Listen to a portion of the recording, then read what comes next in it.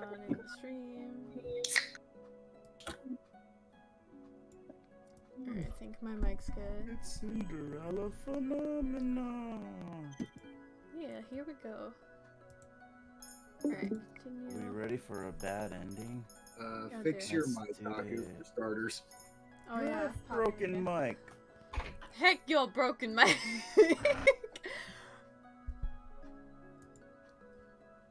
Is it really staticky? I don't hear it. It's like popping a little bit, like just a little bit of pops. I blame Discord. It was like weird because like last week it was like fixed and then it came back. Alright, here we go. Chapter 8. I think we're almost done because I think it's like 10 chapters per person. I don't remember. Alright. So then I'm outside by myself. I think if Parfait and Delora knew, they would do worse and scold me. I shuffle uncomfortably as I sat at the little cafe Bria told me to wait for her at. A part of me is already convinced that she will not come. I wrote a letter to her asking for Rumpel's journals, and she responded so easily. I was a little suspicious, but this is really the only chance I have.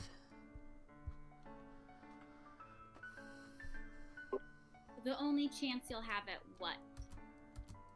Talks out loud like that. Bria appears in front of me, not looking altogether unpleased, but still not smiling. Nothing. I do not like her, but I will have to play nice if I want to get Rumpel's journals back. Yeah, there we go. Thank you for meeting me out here. Bria takes a seat in front of me, her expression still flat. You asked me in your letter why I was refusing to speak to Rumpel, and then you told me you wanted to meet with me to find out why. You want the journals too, don't you? She reaches out into a bag and pulls out a few journals that I assume are Rumpel's. I mean, if you're just gonna come out and say it. So she does have them.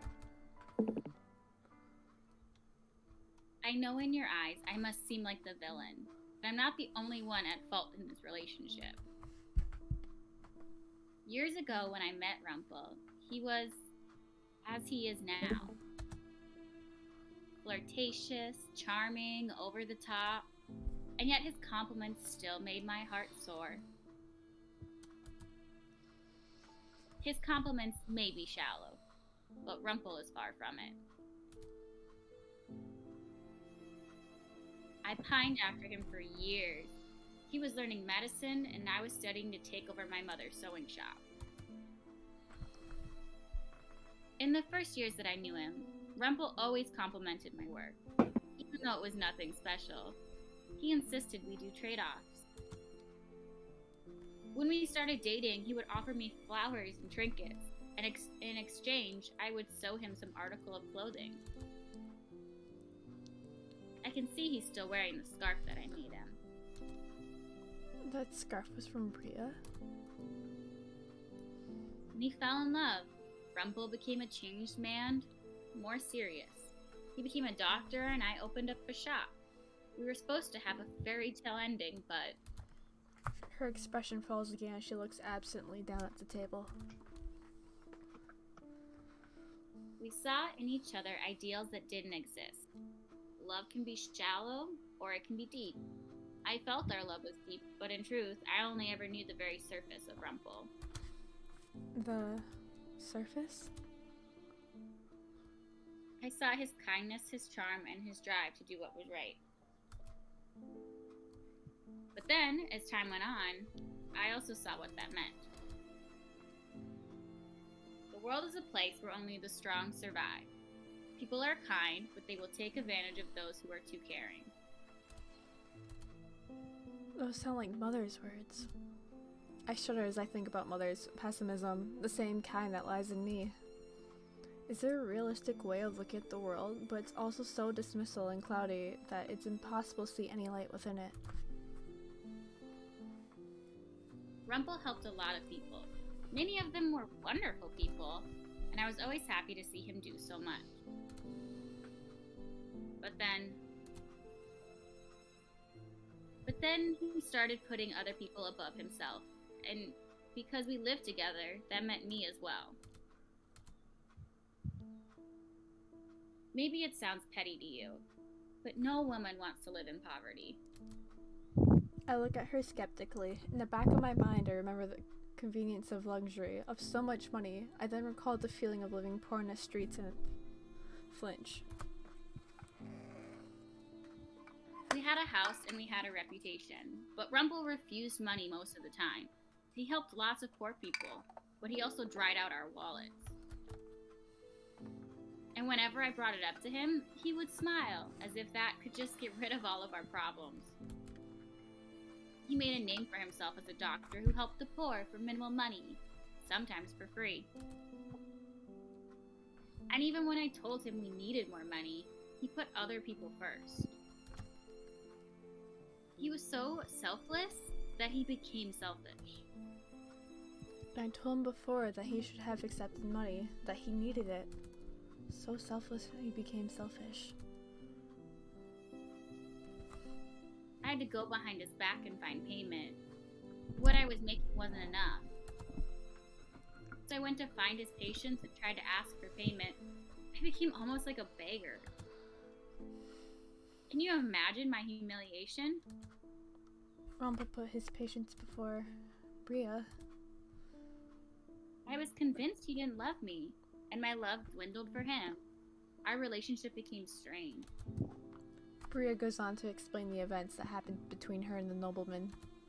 He was one of Rumpel's patients, and when she went to him to ask for the money he had originally offered, the two of them became intimate. But it was short-lived, and when the nobleman left her behind, Bria had to deal with a soured reputation. I wanted to make it up to Rumpel. I thought I could salvage this relationship, maybe even start over and teach him what was right. Excuse me. This is not my place. That is not my place. She sighs deeply and then gestures at me. I share blame in all of this too, but so does Rumpel. That's why I've decided to let this all go. Whatever he does now, you'll have to deal with it, because you're his partner, right? Bria hands me a bag of journals. Don't look so surprised. You came here for these, not to listen to me. I thought on it last night, and I have no reason to keep them down when they'll just continue making me bitter. I'll have to rely on myself for a while, but that's fine. Sometimes it's easier to keep to yourself than to trust others.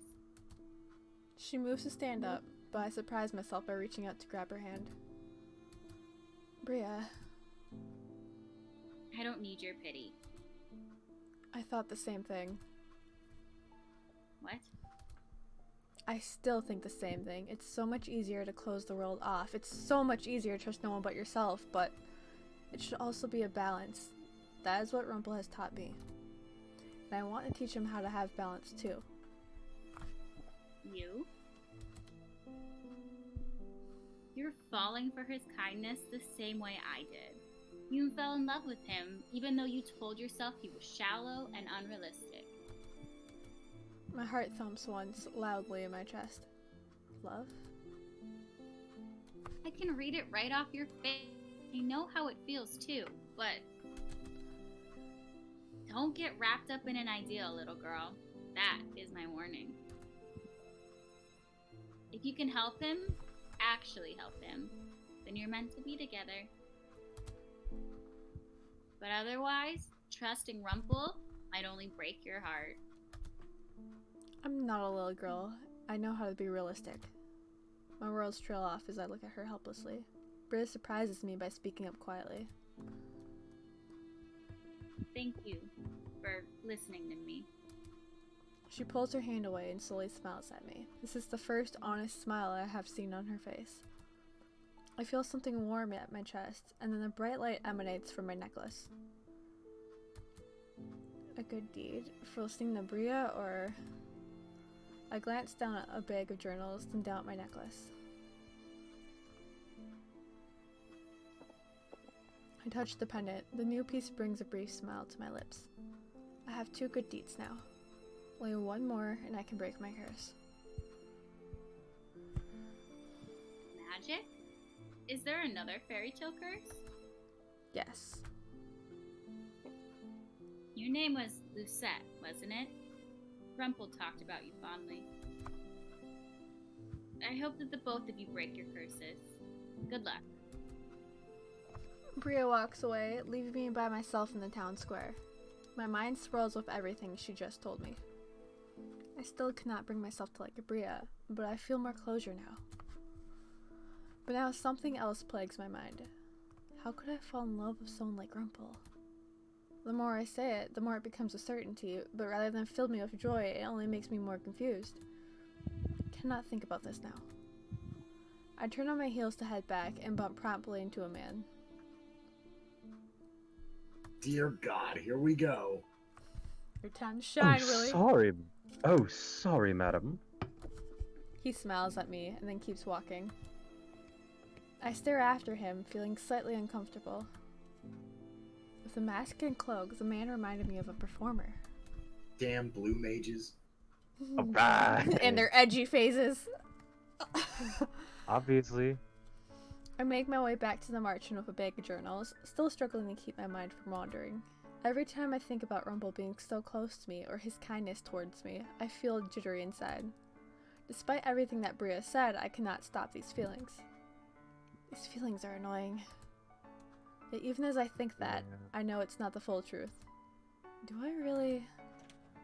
I hear the merchant's door opening and out steps Waltz. The minute he sees me, his eyes widen and he runs towards me. Princess, where were you? I was running an errand. I held up the bag, but it does little to ease Waltz's frustration. We were all looking for you and we got worried that the witches had found you. Rumpel already went out into town. Bitch dead. What? I'll go. No.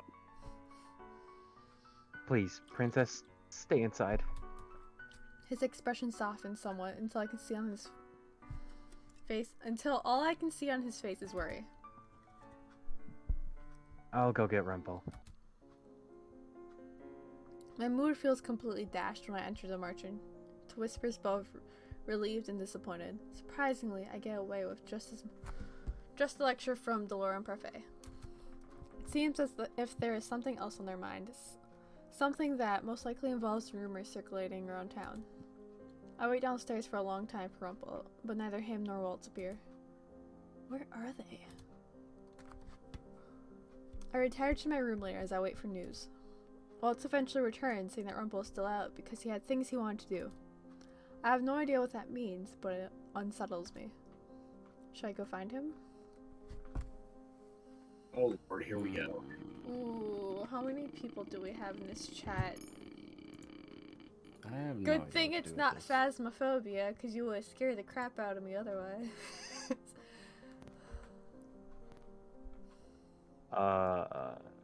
Don't have an answer. Only audience I have no members idea. are Haku, Abby, and then Ash, but I think Ash is just lurking. Maybe leave the room? Question mark. I'm don't thinking, know. because she's talking about finding Waltz, right? I'm thinking we stay, because it's not his path?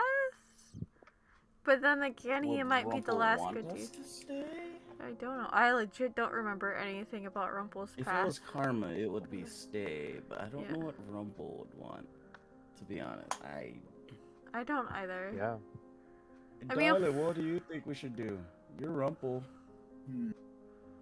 Rumpel, what do you Rumpel, want us tell to us do? what to do. Channel your inner Rumpel. Flirt with something. Wait, that's not an option. Mm. Shit. Well, I'm out of ideas. We're not a 5th edition bard, you shut your mouth. I am. Anyway, let's see. Shut up, Escart. Well, Escart would say I'm leave the just room. Oh, slightly Escar would leaning to absolutely leave the leave. room. You know what? I'm Escar going would leave with the room. leave. Go be the hero. I'm also going with leave. Be the hero. Abby, do you have input? I vote leave. It sounds more exciting. All right, we're gonna leave the room. Let's Yeah, go that's a find. good reason. Let's go find our little cursed witch boy. I stand and stop a few moments to look at the bag of journals beside my bed. Oh, Olivia sent a message. Cool, I'll read it later. And here I Oh, was, boy. looking forward to giving those journals to him. I make my way toward the door, turn the knob, and then walk outside. Easy. Ooh, that was fast. Princess. Before I can even think about saying anything, I feel his warmth envelop me and I freeze. Ooh. One of his hands Aw. moves to the small of my back, where it remains as he smiles down at me. I caught you just in time, my feisty sweet. Did you plan on escaping into the dead of night again? Maybe. Oh my god, I love that line so much. Have words abandoned you in the wake of my dramatic appearance? That's my favorite line to say. I Love him hurriedly so pry much. myself away with a gasp. A few steps back, I can see him in full and I notice the bouquet he carries. I'm glad to see you back, Princess. I'm only sorry that I couldn't make it back here any faster. I have a few errands of my own to run in town. Rumpel holds out the bouquet with a glittering smile. Ding! Like buying these flowers for the girl I really like, for instance. Shing, sparkle, sparkle. I stare Ding. down. I stare down at the beautiful bouquet made up of white lilies, but the appearance slowly leaves my mind as I think of what Rumpel just said. He bought them for a girl he likes, not for me. My heart feels as if it might be pierced through with something sharp. My breath escapes my throat, but I cannot bring myself to inhale again. Rumpel looks at me in alarm. Lucette. I nudge him out of the way and walk past him. Brad. I make my way to the reception area, where I collapse onto one of the couches and sit, staring blankly at the walls. The feelings inside of me are too small all at once, or too much all at once. I tell myself they do not make any sense, and the way I reacted to what Rumpel said was pitiful. And yet still I cannot stop myself from feeling small. I sink into the couch and close my eyes, willing away the sound of my rapidly beating heart and the tears stinging the edges of my eyes. I am not weak. I will not cry. Mother told me. The thought of Mother makes the tears worse, and soon I'm sinking further into the couch, trying to hide my tear-stained face in my hands. Mother. Brea. They both said the same things. They both see the bad in people, and I too have seen the bad in them. When I was in the streets, knowing that Angel showed me kindness. People will never show you kindness unless there's something in it for them. They will never. I suddenly feel warmth as arms wrap around me. I recognize the sensation, the warmth, the comfort. It's also comforting, so soothing. I must be the worst person in the world. To make such a beautiful lady cry is a sin that I must atone for. My body. Did you have to get closer to the microphone for that? Yes. Did I? I just Yes. sat up. My bad. I was like, oh, intimidation. If you want me to make it weird, I can make it weird. You read into that very differently. My body. You heard intimidation. I felt something else, and I don't know how I feel about it. I just want to intimidate. Oh. No, okay. That's a nat 20. My body stiffens, but I do not pull away. My pants are staying on. For now. Damn it, I was gonna say that. Beat me by 2 seconds. Nope. I'm dealing with this. Alternatively, I'll just say, challenge accepted. So instead of Karma and Rumpel in the back corner, it's gonna be Waltz and Rumpel. Yeah. I listen to the sound of his heartbeat against my ear, and slowly but surely, my crying dies away. My eyes are sore by the time I finally manage to still the tears. I feel drowsiness descend upon me like a blanket, but I will not fall asleep. Slowly, I pry myself from the arms holding me. Hello, love. Wow, it just comes out right and say it, okay? I messed up again, didn't I? I do not see the bouquet in his hands, but a journal. One of the journals I brought back for him from Brea. You are capable of a lot more good than I am, Princess. Just look at this. He reaches out and touches my necklace. I glance down at it.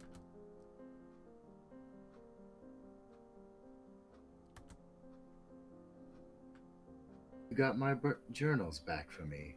I saw them in your room. And I feel it, that this one, the most recently dated one, is the one that I need to unlock my final memory. I grasp the second, incomplete glass slipper around my necklace and breathe out softly. And this is really from retrieving Rumpel's journals for him. I got a good deed for finally doing something good for Rumpel.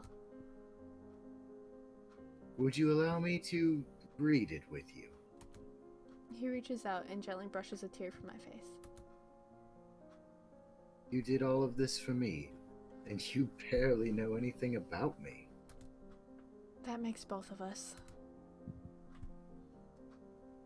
If you wouldn't mind, I want to read out this entry for you. I nod, even though I should be shaking my head, even though I should still be hurt.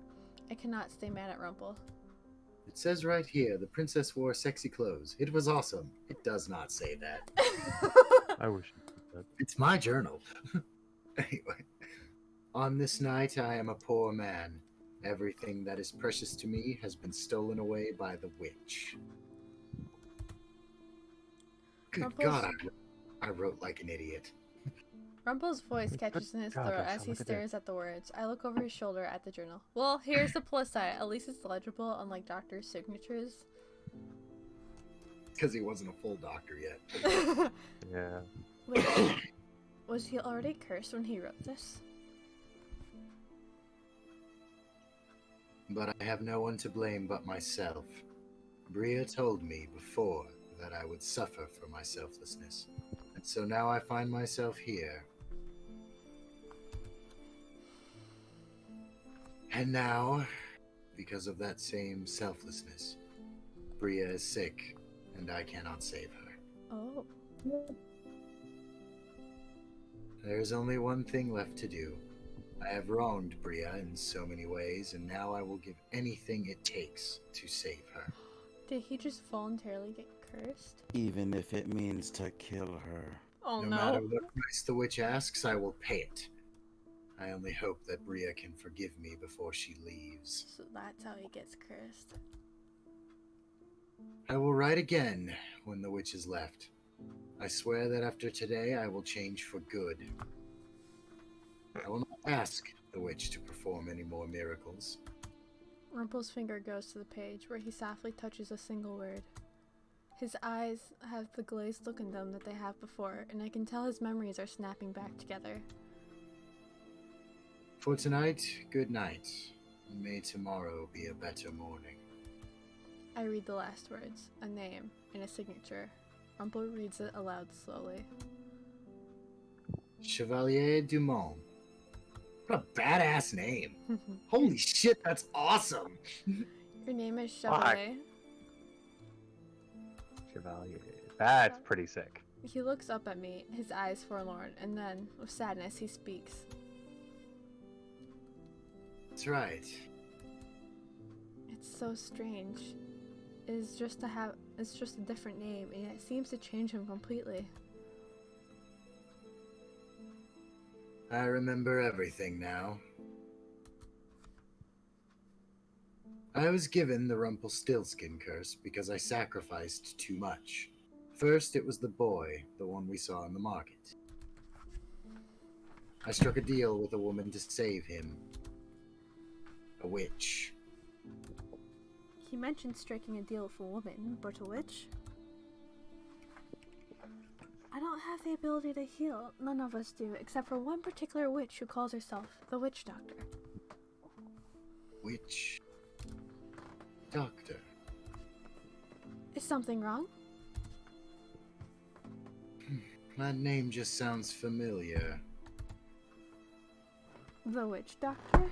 Ow, my hand. It's no wonder I recognize the name, but yes, it was her. She promised she could heal the boy, but for a price. I had to give her a family heirloom, my family's stethoscope. Next, I like how his name swaps back and forth now. Next was the nobleman. I could not help him, and so he lay in his bed, dying. The witch visited again, and I gave her what she asked for. What did you give her? My engagement ring. Oh. Bria found out. She told me she'd never forgive me. And then she chased the nobleman to ask for the money we desperately needed, and... well, you know the rest. He gave away things that were precious to him, all to help those people. And Bria got sick. I made one last deal with the witch because I was desperate to save her life. But it wasn't until after she healed Bria that she told me what she wanted. She wanted your memories. I don't remember what happened exactly. I think I panicked because I suddenly lost my memory. And on that note, I have to get up for a second. I'm sorry. Okay. Who wants to take over?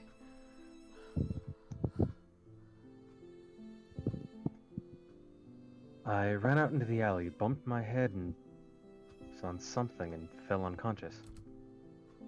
Oh no. And then I woke up here in the tavern and had no idea who I was or how I had gotten cursed. Rumpel, Chevalier's expression grows more somber. I deserve to be cursed after everything I had done. I was so selfish. An idealist, maybe, but I hurt Bria because I refused to see reality. I still deserve to be cursed, actually. But why? Because I'm still selfish. Even having remembered everything that had made me a bad person, I still desire something. Oh no. Someone I shouldn't have. Oh no. Is he gonna ruin the moment with another pickup line again? Ooh, woo! My sin is you, baby girl. Hawk, what the fuck? Hey, my heart plummets again as he looks at me.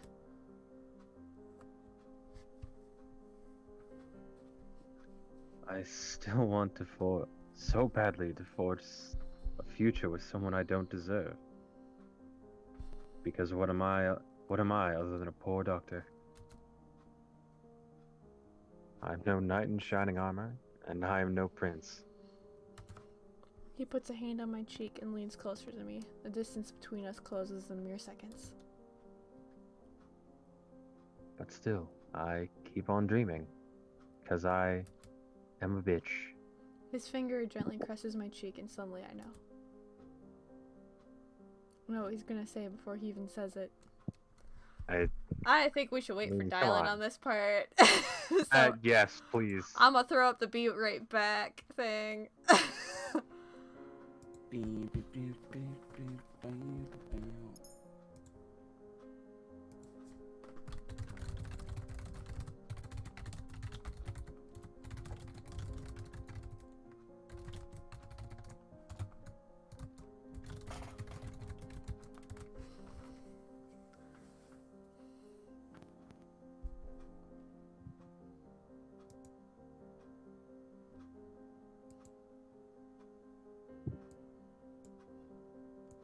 This piano's pretty chill. It really is.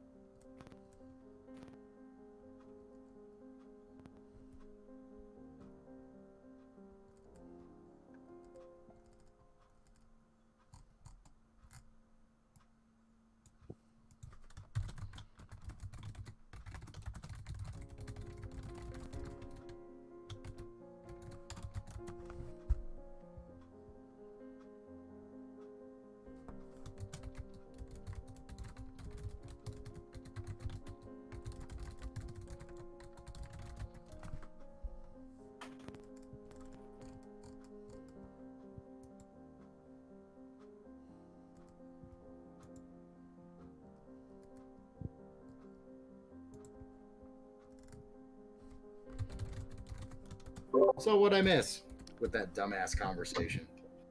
Well, we got to a point where we were like, we're gonna throw up the be right back thing until you come back. So now you're back. You missed me. That's not true.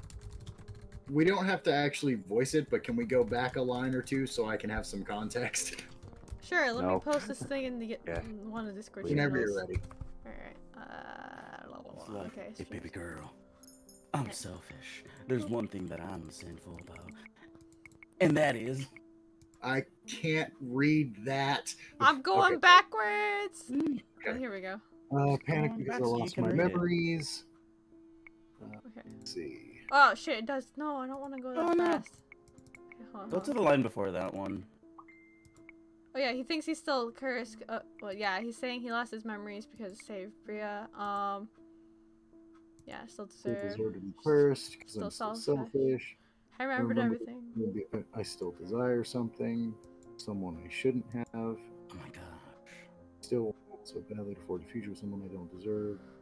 What I'm a poor doctor. Yep, got it. I know night. Prince. Cause, Yeah. I'm thinking we should say I love you. What does everyone else Yeah. think? I say first one. Yeah. Aww. Okay, well that's 3 out of 5 at least. Yeah, I said Alright. do it. Do it. If it's wrong, then that was good bait, but I'm not. I'm not talking about you. Yay. Wherever you are, Rumpel, or I can't say French names with the IER. Chevalier. Chevalier. Chevalier. Alright. Whether you're Rumpel or Chevalier, you are the same person. You do not need to be a knight or a prince. He accepted me for who I was, and he still does. Mother told me that humans were untrustworthy, but... Chevalier smiles at me as he puts his other hand on my back and pulls me closer. The smile is so genuine and so gentle. The same smile I have grown to love. Aww. Aww, they kiss. Yay. Whatever words I had been meaning to say die in my throat as he leans forward and gently places his lips on mine. I feel more grounded than I have ever felt before, but I also feel like I am flying. I just want to say really quick, playing this game is going to make me a little happy because the book I was reading, it was not happy ending on their romance. No. It was not. He died. Dylan got whole paragraphs from me about it. I did. That What the was hell? I'm What the basically fuck? a third of that book now. What the hell? You get a paragraph? Yeah, man. I got multiple paragraphs. He interacted with me more. I think you Listen. sent it to me while I was at work. Yeah. Listen here, okay? Boyfriend, whatever. Bro privilege. Oh, That's fair. Abby, have you heard of the Throne of Glass series? I was reading the prequel book to it called The Assassin's Blade, and it's basically all the little novellas with the main character leading up to where the first book starts. Oh, that's dope. I'm just getting back into reading, so. Same. I'm like finished the first book in 2 weeks, and I'm like, okay, good, because normally it takes me months to finish books because I only read on my break at work. But I got enough back into the loop that I'm able to read quickly while still taking it all in, and I've been like reading after work now too. I love that. Yeah, I'm trying to do that too, 'cause it would take me months. And Yeah. now I'm like a book a week. Yeah, I got the book set, and it's gonna be the longest series I've read since Harry Potter. It's like one book bigger than Harry Potter, and I haven't read a series that big since Harry Potter, which was like almost a decade ago, I want to say. Is it Throne of Glass or a different series? Yeah, Throne of Glass. Okay. Cool. I set my hands on his chest and flex my fingers into his shirt. He runs his fingers gently down my face and then down the length of my neck. The kiss feels so short, yet I am still breathless when Chevalier pulls away from me, just enough so that I can see his eyes. I love you, my sweet princess. For your smile, for your laugh, for the way that you look out for other people. You're bold and feisty. Remind me of a firework. You are beautiful. inside and out. The compliment warms my heart in a way that makes me feel like it might be melting. He reaches behind him and holds out a bouquet from earlier. These are for you. You like lilies, don't you? I take the bouquet from him and bring it to my nose. These have always been my favorite flower. How did you know? Chevalier grins at me. It is so similar to his previous smiles that I know he must not have changed. The first time I gave you that white chocolate flower, your eyes lit up. Sorry, I had to turn on my fan. It was getting hot in here. Fair. I figured out that Chevalier was perceptive before, but the bouquet in my hands feels a lot more meaningful now. Princess, I swear that I want to try and change.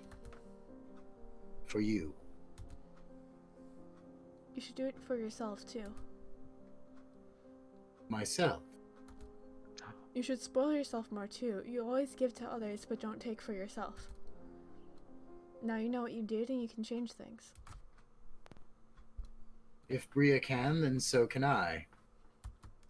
Bria? I went and spoke to her when I was in town today while I was getting the bouquet as a gift for you.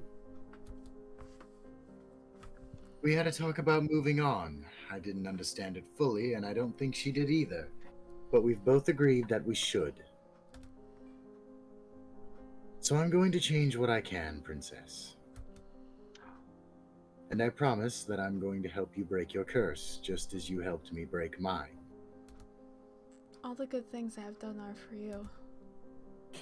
That's true. But you've done a lot of other good things too, even if they may not be big enough to count for your 3 good deeds. It just so happens that your curse is very picky. Delora coughs in the next room. Good things. Even though I am still Kurt and say more hurtful things than that, I finger my necklace at my neck and thought, maybe Chevalier is right. Maybe I have changed, and it is a good change. I sit close to Chevalier as the night goes on, and he tells me a little bit about his past, and I tell him about mine. About Mother and the palace. Night's not one for advice, just listening. And I remember what Chevalier told me once, that listening can be just as meaningful as advice. Listening to others can help you understand them. And he was right. Of course I was right. It's me. I'm a doctor. Have you met me? I'm always right.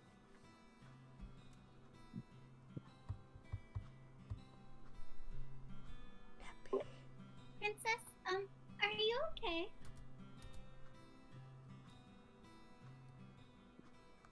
Oh, if it isn't the princess. Are those dark circles under your eyes from a romantic night out? Hmm? You were out with someone last night? No, they're from being woken up early by Delora to do chores. Delora grins at me Oh, from really? the I could hear moans coming from Rumpel's room last night. Oh, God. Delora grins at me from the other side of the bar, but says nothing as she goes back to a conversation with another boarder. Darling, you are no fun at all. You must tell me what happened last night. Last night? Did you like the bouquet? How did you know about the bouquet? Why? Because it was my suggestion. When Chevalier was asking Karma for advice, it was about me?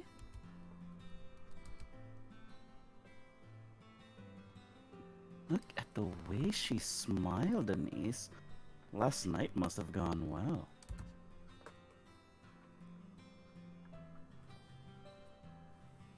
I'm confused. What happened last night? Play when you're... Ooh, I'm going to get Rumpel to give me all the juicy details when he comes downstairs.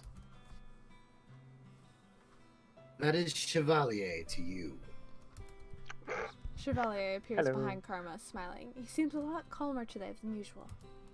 He glances over at Karma at me, and we catch each other in a silent gaze. Seeing his eyes reminds me of last night, which makes me inadvertently flush. Chevalier just winks at me.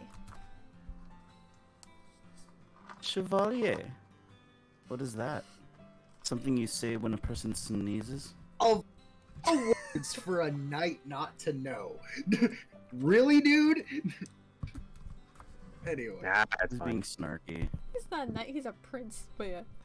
No, it's his name. Rumpel, that is. Chevalier broke his curse yesterday. There's a stunned silence from everyone in the immediate area. Even Delora walks over to us. What's this about a broken curse? Was it you, Rumpel? He's going by something that sounds like a fancy cake. Parfait seems to be bursting with excitement. Though she is her usual calm self on the outside, I can tell by the bounce in her step and by the way she raises her voice to make an announcement that she is proud. When everyone has learned that Chevalier has broken his curse, people come to the table offering drinks and congratulations. Chevalier gets lost in the crowd, mostly of women. Much to my surprise, Chevalier does not flick back with any of them. And then, Whoa. in between her celebrations for Chevalier, the front door to the marchand opens and Waltz rushes inside. Uh-oh. Where's Delora and Lady Parfait? I need to speak with them immediately. You're just in time. We're all... Something has happened at the palace. Oh, hey. The room goes quiet as Waltz's proclamation. A few people shift uneasily in their chairs. Some try to go back to the conversation. Most people do not care what happens in the palace, but they can tell by the tone of Waltz's voice that it is bad.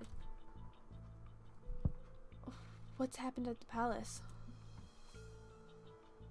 An uprising. What? Uh-oh. Ooh, this is different. A coup, staged by witches. Witches have taken over the palace. The information is so sudden that it makes me dizzy. I reach out to grab the table and my hand lands on the wood before I can slip. Witches have taken over the palace. An army of them. No, only a few. Jareen strides across the room, followed quickly by Garland. Oh hey, they're back. Is this about witches taking over? We have some of the best knights at the palace. There is no way witches could break in under the palace's guard.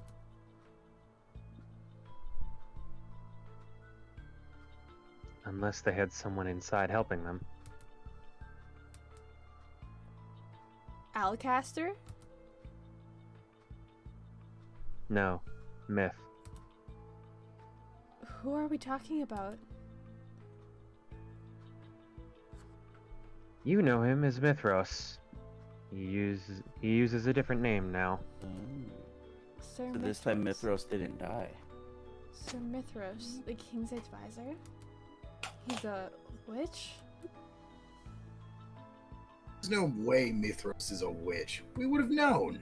I mean, he did spend a lot of time Yeah, I talking thought it to a was pretty painting. obvious he was a witch. Same.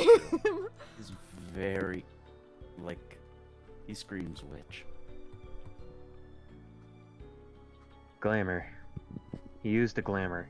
Oh, maybe God, I can sense the those Those magic. damn Yeah, glamour you prisms. have your own time. Everything Walt says Glamour suddenly gets really is the swallowed real up. end game. Everything It Walt really says suddenly is. gets swallowed up in questions. Jurian and Garland ask questions after question, while others start surrounding Waltz to ask him what happened to the king and his children. I try to step closer to listen, but I cannot hear over the frantic voices in the room. Sir Mithras, I never trusted him, but I never thought he would be a witch. The room only quiets down when Delora and Parfait come to punctuate the conversation with their own demands for everyone to give Waltz space. The marching boarders are all taken into the reception room, where Walt stands at attention, waiting to answer questions. He explains that he was looking into a rumor about Sir Mithras from only a few days ago when he found out about the witches' uprising. It was a surprise attack orchestrated by Mithros, who let the witches in through secret entrance to the palace. But that's the one we use. Wow, Alcaster was Alcaster was killed during the uprising. Many knights were injured and are currently being tended to in clinics and hospitals around town. Oh yeah, what happens depends on who you pick. After his explanation, I feel even worse than I did in the main room. I stare at Waltz at a loss. What of Fritz? Fritz? Sir Alcaster's son. Fitzgerald. He was my personal knight. If Sir Alcaster was killed during the uprising, where did that put Fritz? Was he working with Sir Alcaster or with Sir Mithros? Did he escape?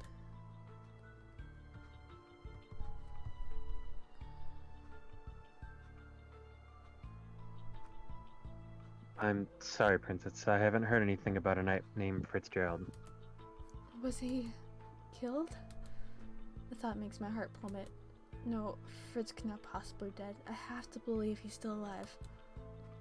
I can feel Chevalier's hand on my shoulder, briefly, before it slides off. Are any of the king's knights remaining in the palace?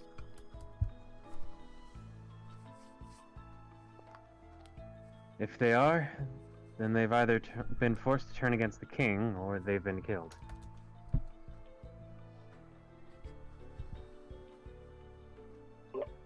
Is Mithros sitting on the throne?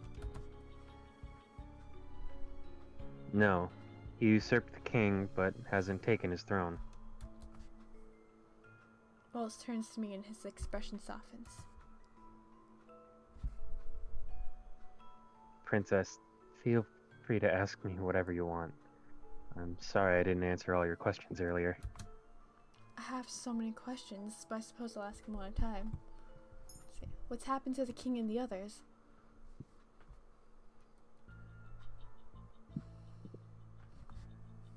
I'm not sure. From what I've heard, the king and his family, your family, are still alive. I never cared for any of my step-family, but hearing that they were okay is still a relief. Mithros may be keeping them prisoner for now. What is the glamour that Sir Mithros used? Delora steps in to answer the question.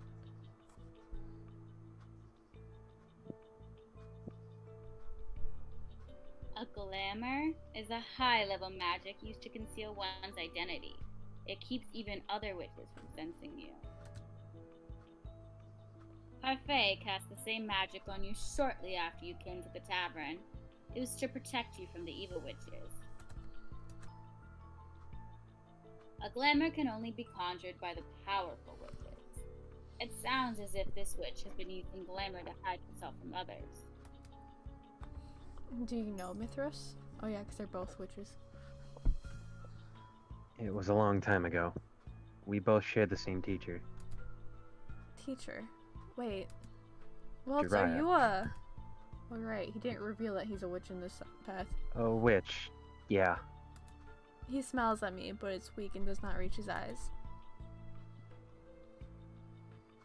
Myth was always very competitive. I thought that he had died at the time of the... He died at the end of the Great War, but he's been in the palace this whole time. His disguise is so simple. Should have realized his name was so similar, but You couldn't have helped it. That's what the glamour does to you. maybe if I wasn't cursed, if I had more of my magic, I would have been able to sense him. Who has claimed the crown? As of right now, no one.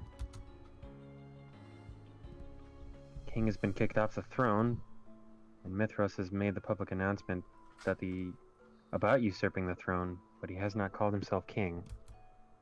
Is he trying to win the throne over for someone?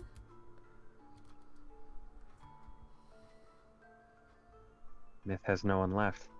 He was obsessed with our teacher, but she is gone.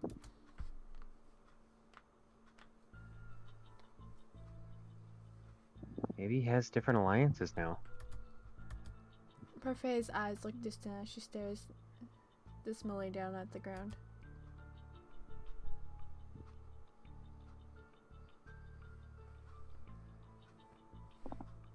my curse was broken, I would charge in right now and destroy him. Waltz's expression becomes so dark, it sends a shiver through me. It isn't like Waltz to look so angry. We need to come up with a plan. Even if you aren't cursed, you could still not be able to defeat Sir Mithros when he has other wishes with him. Witches are trickier to handle.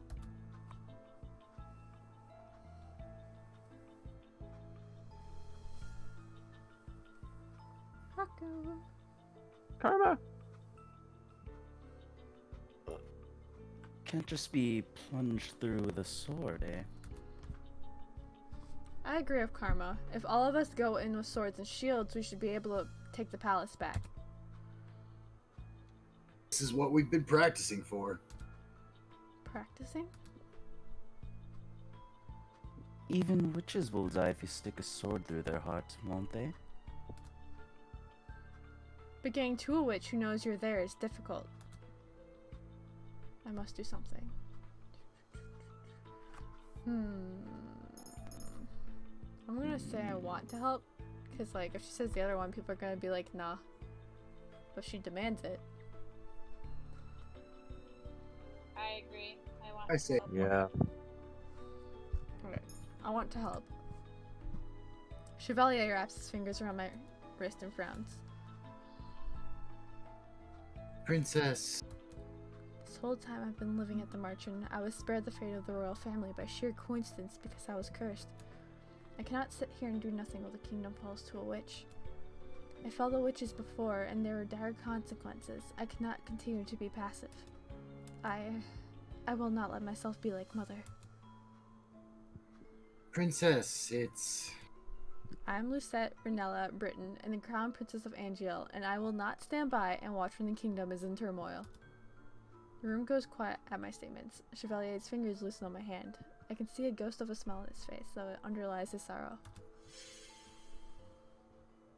Spoken like a true princess. Hey. Whether or not you want to help, Princess, you really can't. You won't be able to use your magic until your 18th birthday. That's when you become the bearer.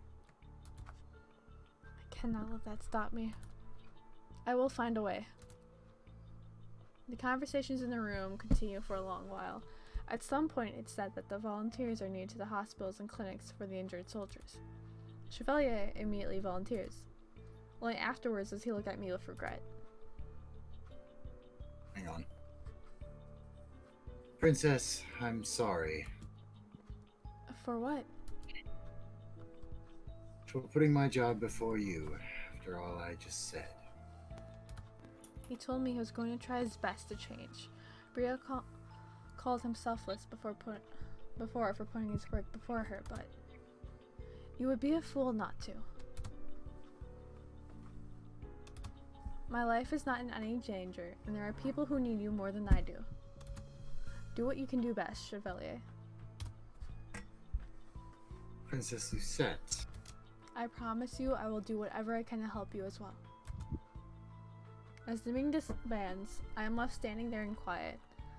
The last to leave is Waltz, who promises me that he'll make things right. I'm going to trust everyone, but also not going to stand idle. I will make things right somehow. As is my responsibility as Crown Princess. Chapter Careful. 9, The Witch Puppet. Oh. careful, she's learning.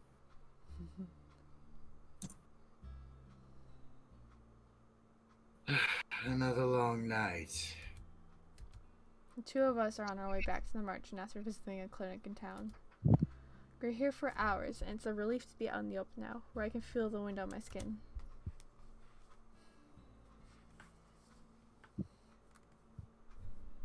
Are you okay, Princess? I know that what you saw must have been difficult. I'm sorry I couldn't shield you from the majority of it. I volunteered to help Chevalier at the clinic part-time, but it's worse than I expected. Many of the soldiers had severe wounds. I had thought that most of the injuries sustained by the Knights or Nub people were only minor, but I was wrong. Their injuries are much worse. Princess, He reaches out and laces his fingers through mine, then gives me a soft smile as he squeezes my hand. Are you okay? I'm fine. It's only been 1 day since the uprising at the palace. I had thought there would be less blood. I was wrong. Is this what things were like after the Great War? I wasn't a fully certified doctor after the Great War, but I was an assistant. It was far worse than this, Princess. We cannot have a repeat of the Great War. I do not know why Miss Thoris would kill Sir Alcaster and take the throne without claiming the crown, but the witches already have a bad name and he's making it worse. I cannot help but remember the wide smiles Mithros gave me when I was still living at the palace. Every time I felt his eyes on me, I felt there was something strange about him. There was always a cloudiness to his eyes, something unreadable. He was excellent at his job, but always an enigma outside of it. A sudden breeze chills my skin. Let's go back before you freeze out here. The two of us begin our walk back to the marchant. Thoughts of the palace, the king, and my step-family cloud my mind. Since I have been staying at the marchant, I have not seen Rod once. I was never sure if it was because he was ignoring me or if it was because he only wanted to speak to Parfait. Regardless, I hope Rod and his family are okay. I would never wish this treatment upon anyone, not even to ones I hated. As we walk, I glance up at Chevalier, whose head is tilted skyward. I catch a glimmer of lights in his eyes and smile. Just for a moment, I can forget about everything when I'm beside him. He has a way of taking the weight off my shoulders. But as the crown princess, I cannot let others carry my burden for me. I must find ways to protect the others, even if it means putting myself in danger or harming someone in order to protect someone else. What do you think is the easiest and fastest way to kill someone? Chevalier's body goes rigid beside me. He stops staring at me, wide-eyed. I'm asking in case I am ever in danger. I have never fought anyone before. I can retaliate, but I do not know how to actually harm anyone. Kill someone is to end a life. It is stealing away a life that others might love. You bear the burden of that death for the rest of your life. I pull myself away from him. But Mithros is not an innocent man. Would you rather he kill the royal family instead? No, it's not that, Princess. I know he must be stopped at any cost. It's just... Welcome, Olivia, the real princess of this audience. That's debatable. Hello, Olivia. I agree, this is also debatable. Now she's gonna start dissing Willie in chat. I Fine. would never want you to have to kill someone. How would you know what it's like to kill someone? You've only ever helped people, not hurt them. Oh. You saw the soldiers in the clinic today. You saw how close some of them were to death. Did you see the hollow look in their eyes? I have seen that look many times. It is the look of a man who clings desperately to life. Every life is precious. And a life is still a life, whether it's vile or not. It is still a responsibility you have to bear. I know how valuable and fragile lives are because I've helped so many people. We stand quiet for a few moments, facing each other. I know I am at odd ends with Chevalier. He speaks the truth, but I also know that I speak my own version of the truth too.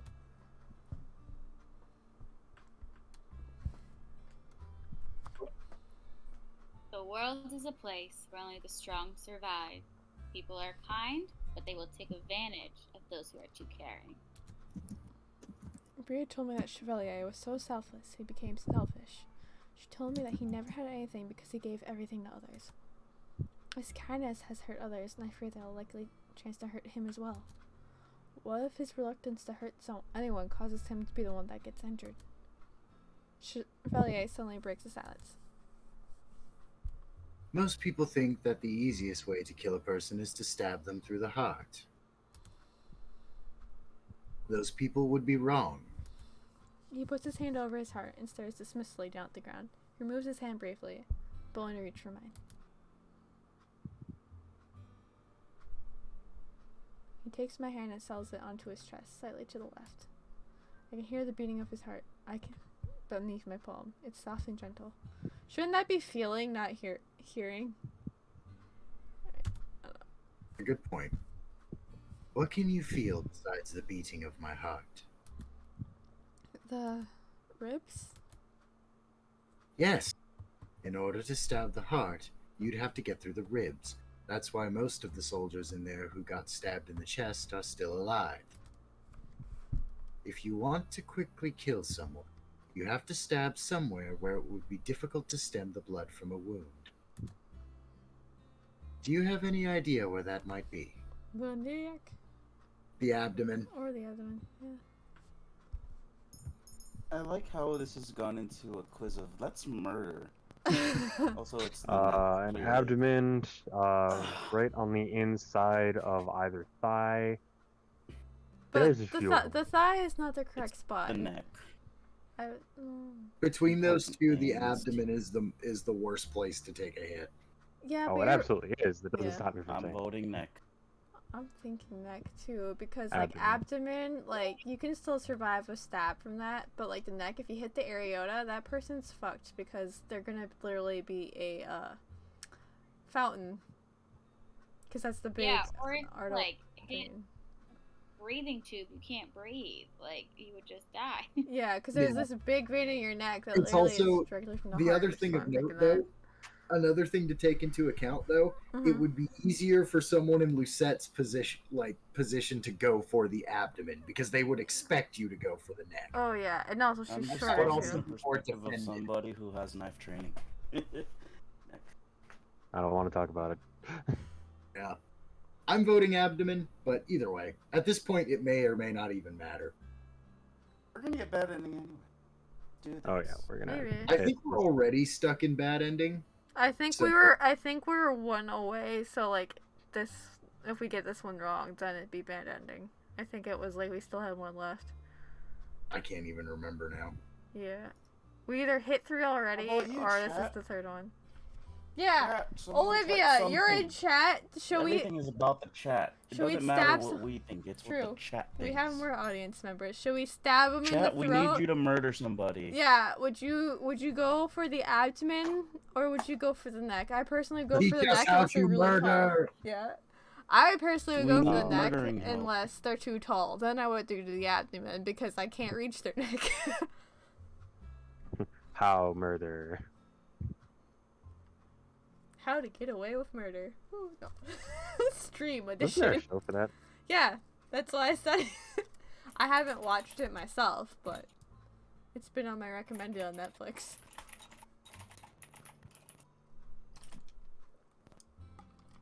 Got 8 viewers. Come on, guys. One of them's stream elements, so.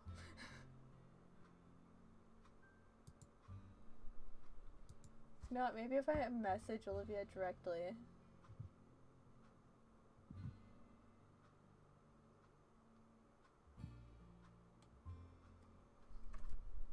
I get to verify my shit tomorrow.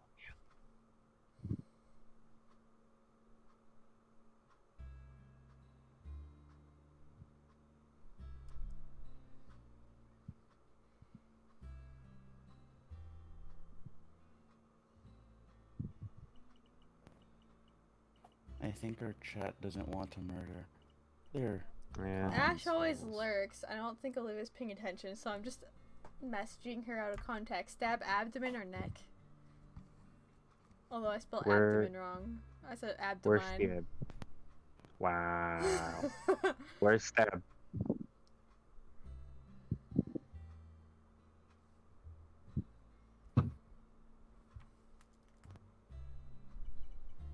We could always roll it. Very true. Oh, Puppy let's see. accident. I had back Oh, puppy no. accident. Hope y'all are good. Olivia, abdomen or neck to kill someone? I Wherever messaged knife. you. You're gonna What? kill somebody. Where do you stab? Yeah, Where do you stab him stab in me the to- neck, or yes, Where do you stab him in the abdomen. Where do you stab me to kill me? In the heart. No. In the butt. Ooh. Deflate that ass. You'll never sit down again. Conversations happening. Yep. You've heard weirder. I mean, The neck. She says the neck. Alright. We're gonna go for the neck then. Hope you What the didn't heck? fail us. We'll save, because why not? Huh. There you go. Return. The skin on the neck is thinner. You have lots of blood flow underneath the skin, going right for your head. It would most likely be easier to slice or pierce something more vulnerable than the neck without running into too much resistance. Chevalier raises an eyebrow. happened to pick that up around the clinic. Maybe. No, I simply guessed. Told ya. You have a bright mind, princess. Cause, Huh, You're What? quite skilled at murder. Because Hmm. plenty of people survive abdominal stabbings, but never the neck. Not going to lie, that's kind of sexy. Chevalier moves my I'm going hand to keep my to the mouth side shut. of his neck. My fingers curl slightly when I feel his heartbeat reverberate beneath my fingers. This is a weird conversation. Well, are you in a knife play? No, I'm kidding. So Right in Not the on jugular. stream. Not on stream. Carotid artery. it's actually not talking about me. It was Not on stream. it again. Something else that happened that I know. That- Oh my god. says wrong, but oh boy, did he have to do something real weird to survive. Oh boy. Anyway, this part is where you can find the jugular vein and the carotid artery. He runs my fingers down the length of it and I shudder. A mischievous smile brightens his face. Not only does cutting at the neck stop blood from going to the head, but it also makes it spurt. The point I brought up. Guys, I also promise anyone watching, I just really like biology. I promise I'm not a murderer. I also have the writer excuse. Yep. Sure. Both the vein and the artery are cut. It only takes a minute to bleed to death. Thus, one of the best ways to kill a person would be through the neck. Why are you telling me all this now? I was just enlightening a new pupil with an anatomy lesson. You asked me a question, and I responded as a teacher. Chevalier's fingers loosen in my hand and I grasp his hand tighter in response. Princess, I don't want you to have to bear the burden of a murder. I promise that I'll protect you, so you don't have to defend yourself with violence. I can't use a sword or magic, and I don't know how to fight, but I will always be there to protect you. I may not have an abundance of muscles beneath these sleeves, but I am a doctor. No one knows the body better than I. So, though it may not be heroic, I know how to hurt a person. His sincere expression through pain tells me that he's telling the truth. I do not want Chevalier to hurt a person either. It would destroy everything that he's worked towards as a doctor. He's seen so much suffering, and yet always seems untouched by it. I'll do anything I can to protect his positivity.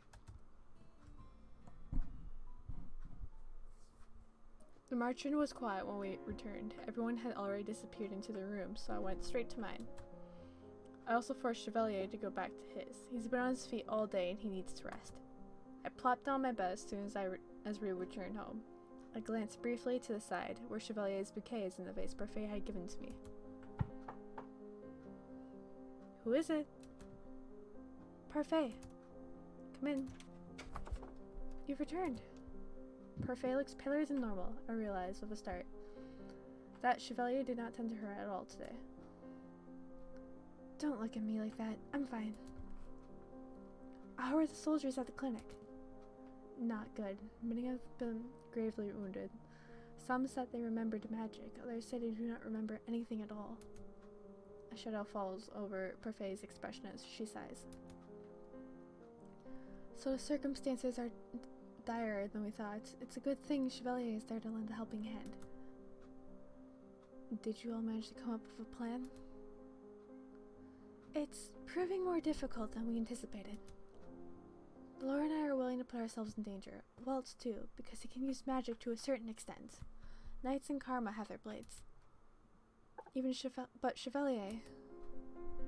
I do not want to involve him in this. Because you're worried about him. Of course I am. You've grown, Princess. You remind me of a younger Hildur. Back then, Hildur was both calm and resilient. One moment she could be smiling ear to ear, the next she could be strict and unmovable as the coldest ice. The two of us were like sisters. We did so much together. We learned together, explored the kingdom together. I could say with all certainty that we were the best of friends. And then the fairy tales happened. When Hildur killed the first human, she was corrupted. Her darkness swallowed her whole. I do not remember a time before Mother was corrupted, and so I cannot imagine the woman Parfait describes. I know the old Hildur would have wanted to show you the beauty in the things, Princess. She would not want you to suffer. I'm sorry you became so embroiled in things. It was inevitable. If Delora hadn't cursed me, then I would still be in the palace, and I would be just as helpless as everyone else. So while I am out here, I have the responsibility to help everyone. I touched the incomplete glass slipper at my neck. I still haven't done 3 good deeds. Don't look so sad. You'll complete your 3 good deeds, and the things will go back to normal. And of course, you'll still have friends here when you return. And become your 18th birthday, Laura and I will teach you about magic. Waltz is eager to help too. But for now, our top priority is a plan. Rest easy, Princess. Things will work out. It's hard to believe that this problem could so easily solved, but I will try to believe. When Parfait leaves, I am left to my own thoughts. I hope everyone at the palace is okay, and that they can hold on until we come up with our plan. But I feel like we're already running out of time.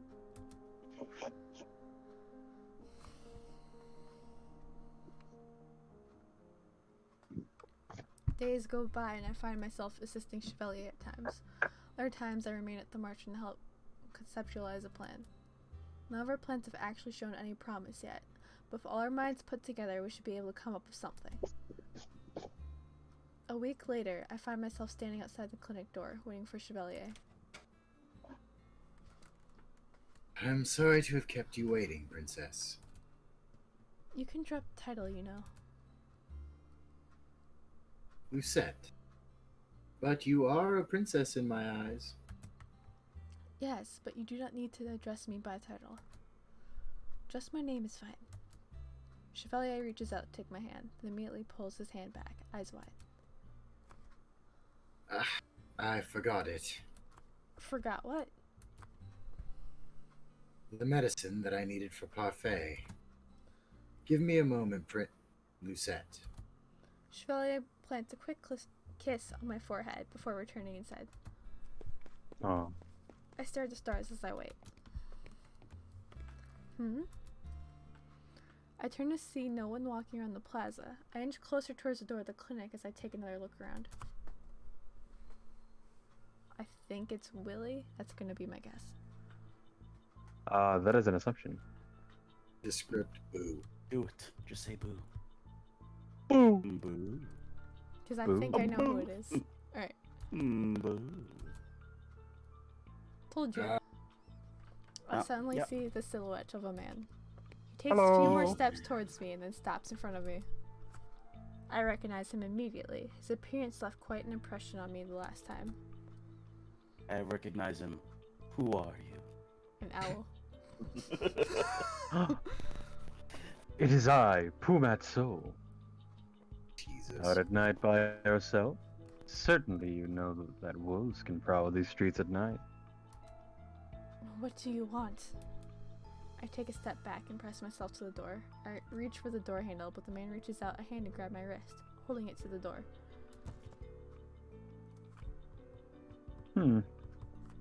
I'd say my answer to that question is complicated, Princess. By the expression on your face, I must have hit the nail right on the head. You are the princess. How do you know who I am? That is part of the mystery, isn't it? What a twat. I attempt to wrestle my Why do you wrist out think from his I'm fingers. voicing him in that way? I appreciate Because I'm a gigantic fucking twat. Oh Alright, my gosh. Come with me quietly and you won't get hurt. I think we should scream for I help. imagine it would be scream for help. Mm-hmm. Go quietly seems like the dumb choice. Yeah, kind of like not doing anything when that one man attacked us. Yeah, the only argument I could make for go quietly is if she did, she could theoretically keep Rumpel out of danger. Yeah. Olivia says, what? No stab option? No, no stab option. If he was Yeah, trying we we're to... just don't talking have about any- stabbing. We don't have should be any a stab stabbing option. implements. But we don't have any stabbing implements. She literally has a broken shoe around her neck. I was about to Yeah. say the You same see the thing. edges on Pull that it off thing? and jab it Touche. into He jab would. it into his Touche. neck. Who would expect to get stabbed by a, like, incomplete glass slipper necklace? That's very true. I did not. I kind of forgot about that being a stabbing implement. I'll be honest. Or just pulling his cape and choke him with the clasp of it? Anything can be a shiv if you're brave enough. What do you think, Abby? Everything is a shiv if you think hard enough. He seems sketchy, but I want to find out what he actually wants. That's the point. But if we scream for help, isn't he just gonna run away? I don't know. He could knock us out. He's got a cane after I don't know all. what's. I don't know what's telling me, but I kind of doubt he's going to run away. Olivia He just does says go have for the pimp neck. cane. Do the smart person thing. Scream for help then. Smart person thing. Ranger danger. Here's Yeah. Olivia telling us to fight when Charles isn't here. She just says, go for the neck, kick him in the balls. Where's Charles when we need him? He's vibing with Olivia so well right now. I have no idea. Charles is dead. Hey, he was here last weekend, I think. He's been Also- here sometimes. Also, you don't kick someone in the balls. That's what they expect. Especially if you're a girl, kick them in the shins first. Grab the ear, dead weight. Oh, Yes, yeah. Then you take his cane and hit him in the balls with it. Well, you can at some point to get them down, but you want to do something else to distract them golfing. first before you do that, and then you Yeah, run. go for the shins because they don't expect the shins. Grab the ear, dead weight. You'll tear the cartilage. It'll bleed everywhere, and they'll freak the fuck out. Or what you're supposed to do Whoa, is we put don't all your know. fingers together and just lunge for their eye, and then you run because they'll be too busy cradling their eye socket. My mom actually did that once. Like I've- exactly what I just described. Ooh, Yeah. no touchy. Or I what, believe it. Olivia? Adam's apple punch. Oof. Alright, Yeah. Okay, help. the What you only do is you works yell on- out, stop. It Don't only touch works me on our with friend Sean because his Adam's apple sticks out like a good foot. I thought he was choking on a peach pit the whole time. No, I'm kidding. Alright. I refuse to go anywhere. I refuse to go anywhere with him. I open my mouth to scream, but before I can even breathe, a man's hand flies to my mouth. You're a disobedient one, aren't you? I struggle against his Damn grasp. It does not take long for the grin to fall from his face. It's replaced with a look that lacks any amusement. I enjoy seeing you struggle, but I'm afraid we've been out here for far too long. I bang my shoulder against the door. The resounding creak follows my attempt. Hmm. Hmm. No more Mr. Nice Guy. Is this where he knocks us out? The man, Probably. or that. The man opens a small vial right in front of my face. Oh, no, Something he's gonna sweet chloroform wafts you. into the air, and I suddenly feel myself falling into darkness as I collapse. Ah. With Willie voicing him, this is to remind me of Olivia's story about Willie randomly going up to people saying, "Does this smell like chloroform?"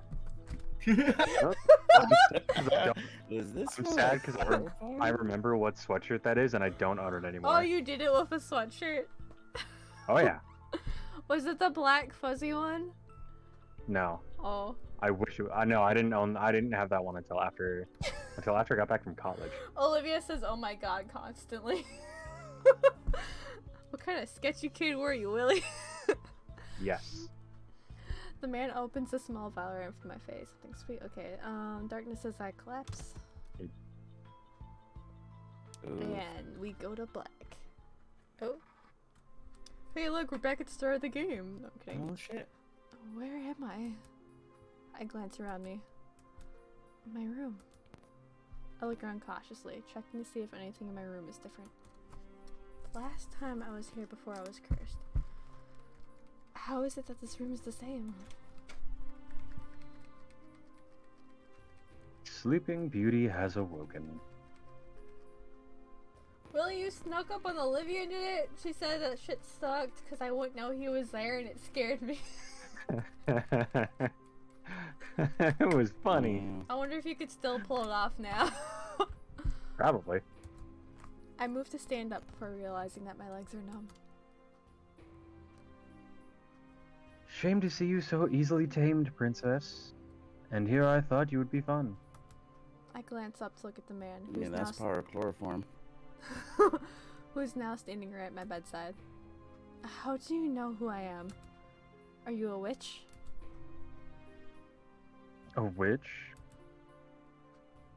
Me?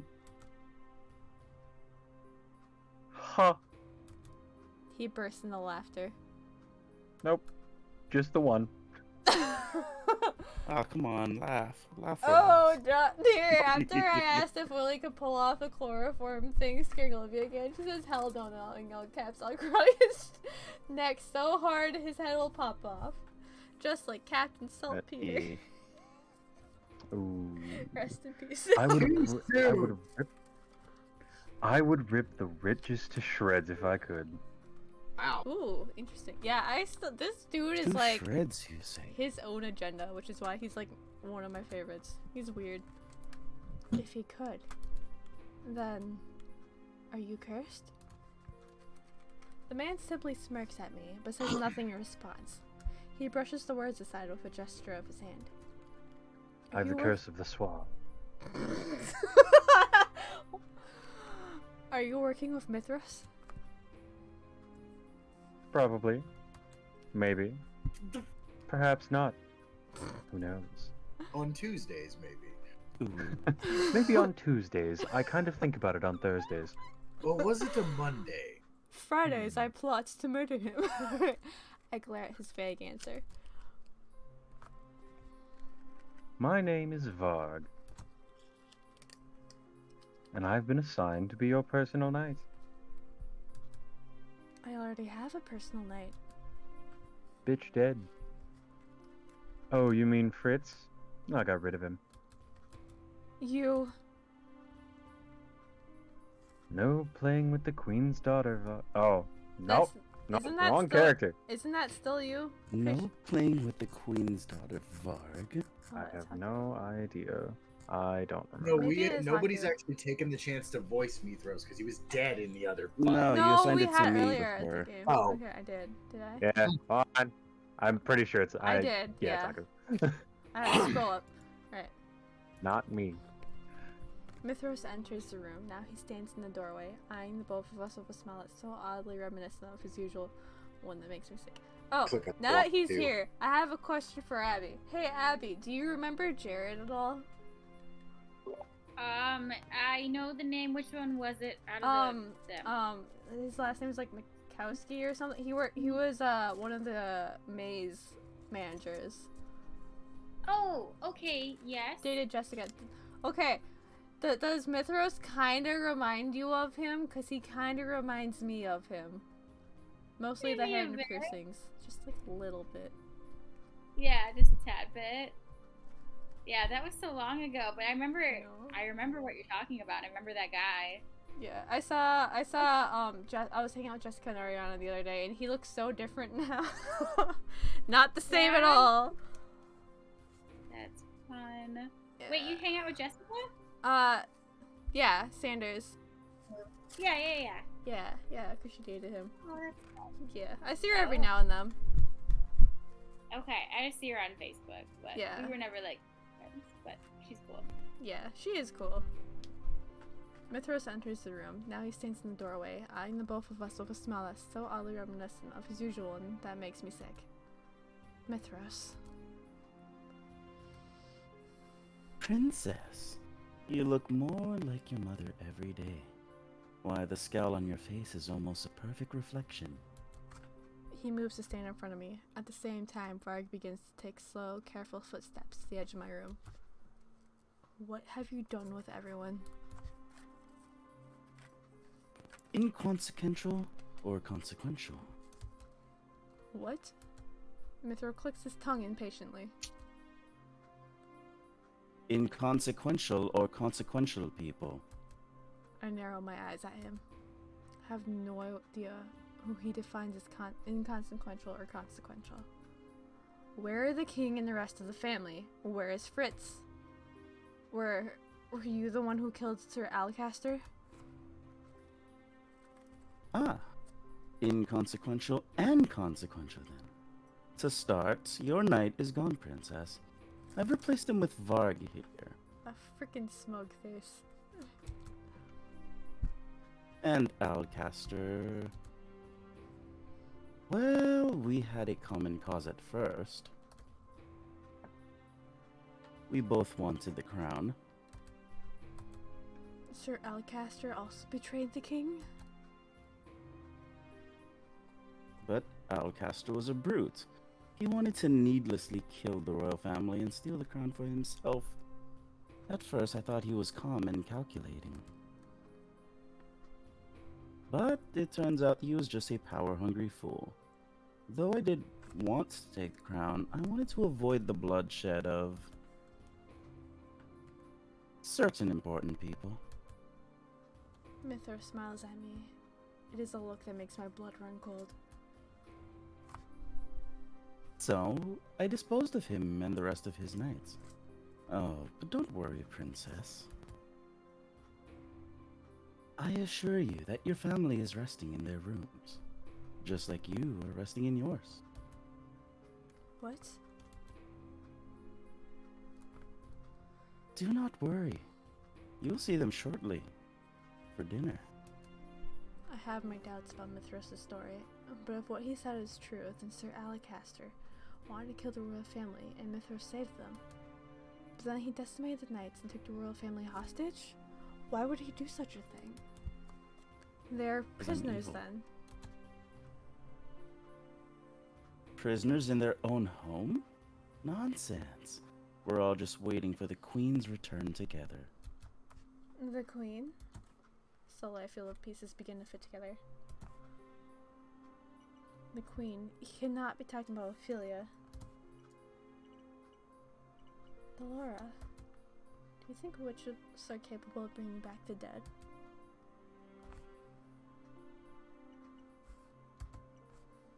Mother is dead. Is she really? Oh dear. You can bring Mother back from the dead? We can, princess. We... The Queen has been resting for a long time, waiting to gain your power so that you can help her escape her prison. You are not making any sense. I struggle to keep my words from faltering. How is Mother alive? What does he mean by a prison? The Tenenbaum is the Queen's prison. It is linked to the Queen's power. Though others presume she was dead, the Queen sealed the last of her powers inside the crystal. All she requires is your power, princess. My power. When you become the next bearer, you will have the ability to release the Queen from her prison. My birthday is in a week. that is when I am meant to take over the responsibilities of becoming the bearer, though Parfait and Delora never went into more detail beyond that. You'll finally get to see your mother again, Princess. I still cannot quite take in everything he just said. However, if Mithros had approached me before the curse, I would have helped Mother in a heartbeat. But it was Mother who was the last Tenenbaum bearer and the one who brought darkness to Angiel. I once believed that Mother was the only person that ever loved me. Now I know that I was wrong and that she shut me in from a world that I should have known. Even still, even now, I wish she was here. I take a deep breath. I cannot afford to be selfish. I cannot put anyone else in danger. I will not help you. You don't have a choice, Princess. I have set the stage for my queen's return. All that's left is to free her from her cage. We will speak more of this at the dining table. Mithros leaves the room, leaving me briefly with Varg. Varg smiles at me beneath his mask, then brings his index finger to the temple of his head and loops it. He's like chaotic neutral. He mouths the word crazy. Crazy one. I told I you. like that. You said you would tear witches apart, so why do you serve Mithros? A good question. You are not going to answer me. Nope. How perceptive of you, Princess. I just imagine him doing like a slow clap. He smirks at me before following Mithros out the door. I'm once again left by myself in the room. Everything Mithros just told me swirls through my mind. My mother, alive, and he killed everyone only to take the crown and keep it for her. A shudder runs through my body. She cannot return. I'd spend the next hour looking around my room for things that might aid my escape. I know where everyone else's rooms are too, but I have no idea how heavily guarded they are, and I doubt I could help them. I must return to the margin. I test the window, but it's locked, probably with magic. I search my shelves. The dolls that used to comfort me can do nothing for me now. Last, I check my drawers. But though there are many things in them, there is nothing that looks like it could help me escape. As I am searching, I come across a box and pause to pick it up. Oh, I remember that box. Don't remember what it does, though. I remember this. It was given to me by Mother with strict instructions to not open it and always keep the key hidden. I search the drawer again for the key. When I begin to set the box down, I see a small golden key at the bottom of the drawer. I pick it up, and I'm about to open the box when I stop. This is hardly a priority right now. I set the key down next to the box. I should be searching for a way to escape. I turn to see Varg's smiling face at the door.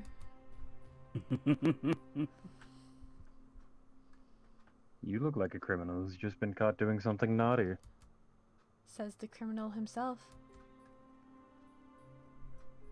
Maybe we're meant for each other. I narrow my eyes as he approaches. Behind his back, I can make out the open door. Don't even think about it.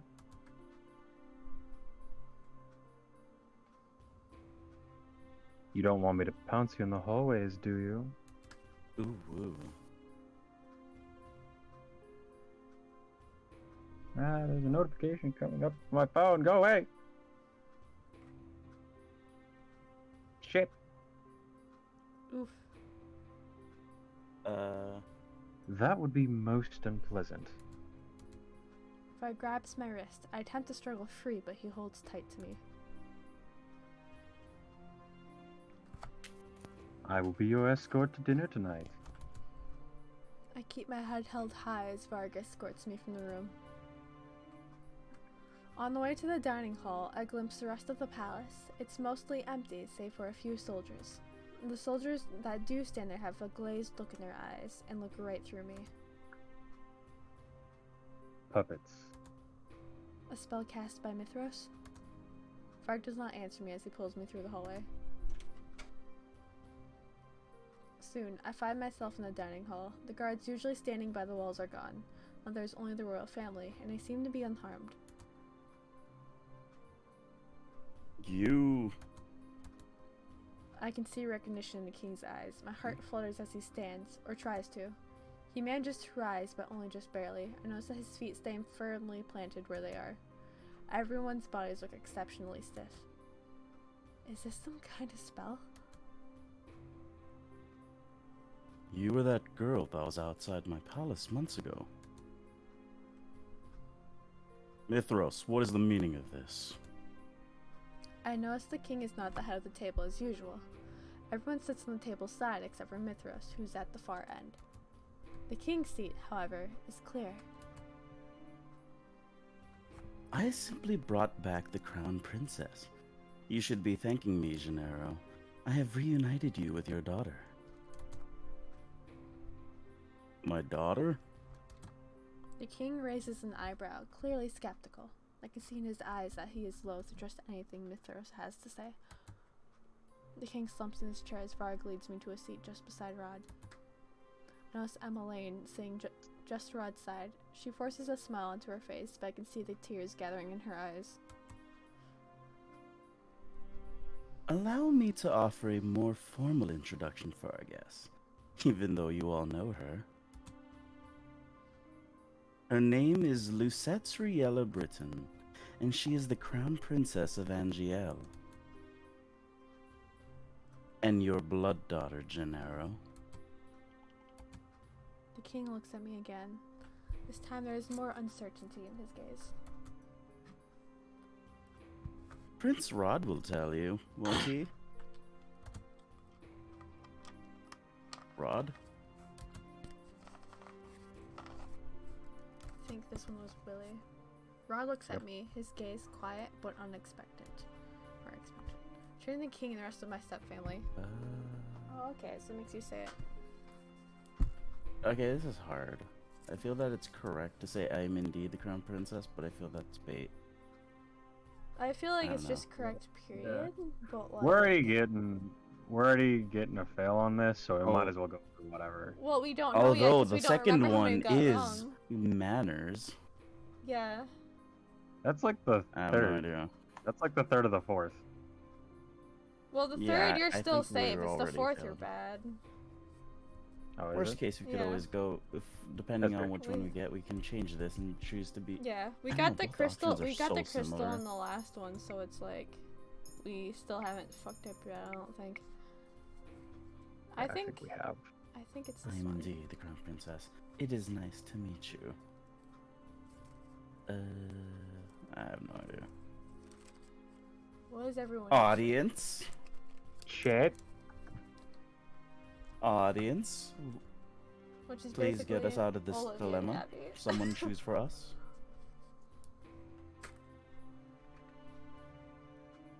Crown princess. Okay. Yeah. I can agree with Crown Princess. Olivia, are you still present? Nah, she So did. she is. She might just not be paying attention. Nah, she did. Nah, bitch did. Oof. Well. Apparently, it did smell like chloroform to her. Oh did no! this time. Oh no.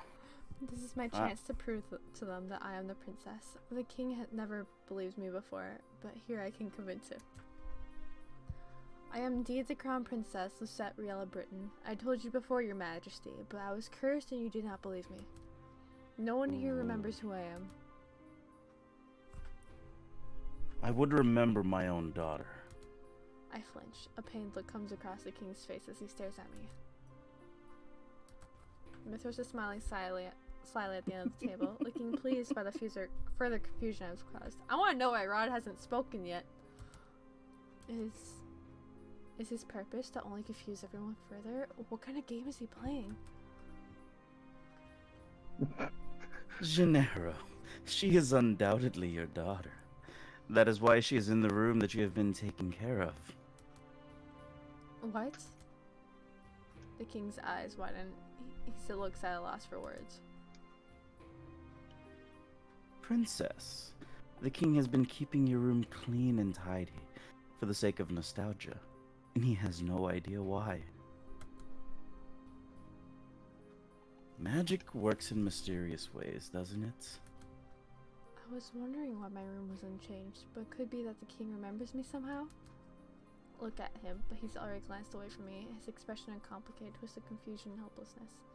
No gem came up, so I think we did fuck up now. Yeah, I think we chose wrong because she got so confrontational with this response. I didn't see that coming. Yeah. Yeah, and we're just playing Yeah. into his thing to make everyone confused. You're right about it being bait. It seems that the king does not fully understand. I turn to Mithros. It can work in both good and bad ways. Ah, yes. The fairy tale curse is terrible, isn't it? I catch Frog's eyes from the side of the room. He glances away from me and I follow his gaze to the corners of the room. I hadn't noticed them before, but now I see cloaked figures hiding in the shadows. Witches. They must be the ones holding everyone in place if they try to escape. But not all magic is terrible. Like the magic we will use to revive the queen. You are insane. Hilda is mad. You have no rights to refer to her by name.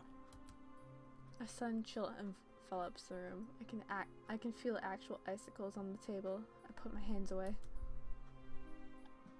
Now, we are going to eat dinner, and we are going to enjoy it. And every day will be just like this until the queen returns. Ra glares across the table at Mithros. Why? I'm still surprised he hasn't said anything like, "This is your daughter." Yeah. Why would we not enjoy dinners together? That's not what I meant. Why go through all this charade day after day? I stare across the table at Mithros, glaring. I already told you before. I had to clear the place of traitors. Alcaster planned on stealing the crown, and I stole it back. But because the time of the Queen's revival is so close, I have decided to keep the crown with me until I can return it to its appropriate owner.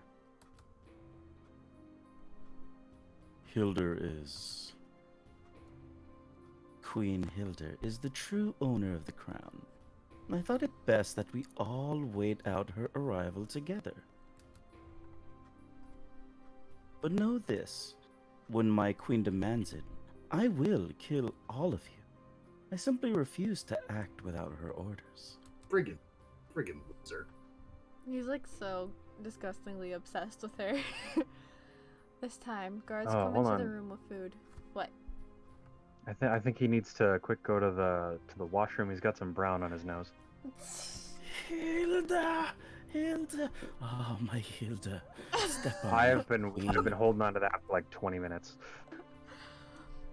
They set before us, and we are forced to eat beneath before Mithros' watchful gaze. Though I try to spot an opening in the dining hall, I can find no way out. This really is a prison. 2 days pass, and I have been searching for ways out and trying to ease more answers out of Varg and Mithros. Neither of them is very forthcoming. I'm both enjoying speaking in riddles. Varg especially is an enigma. Whenever I try to ask him about Fritz, he smirks at me and remains silent.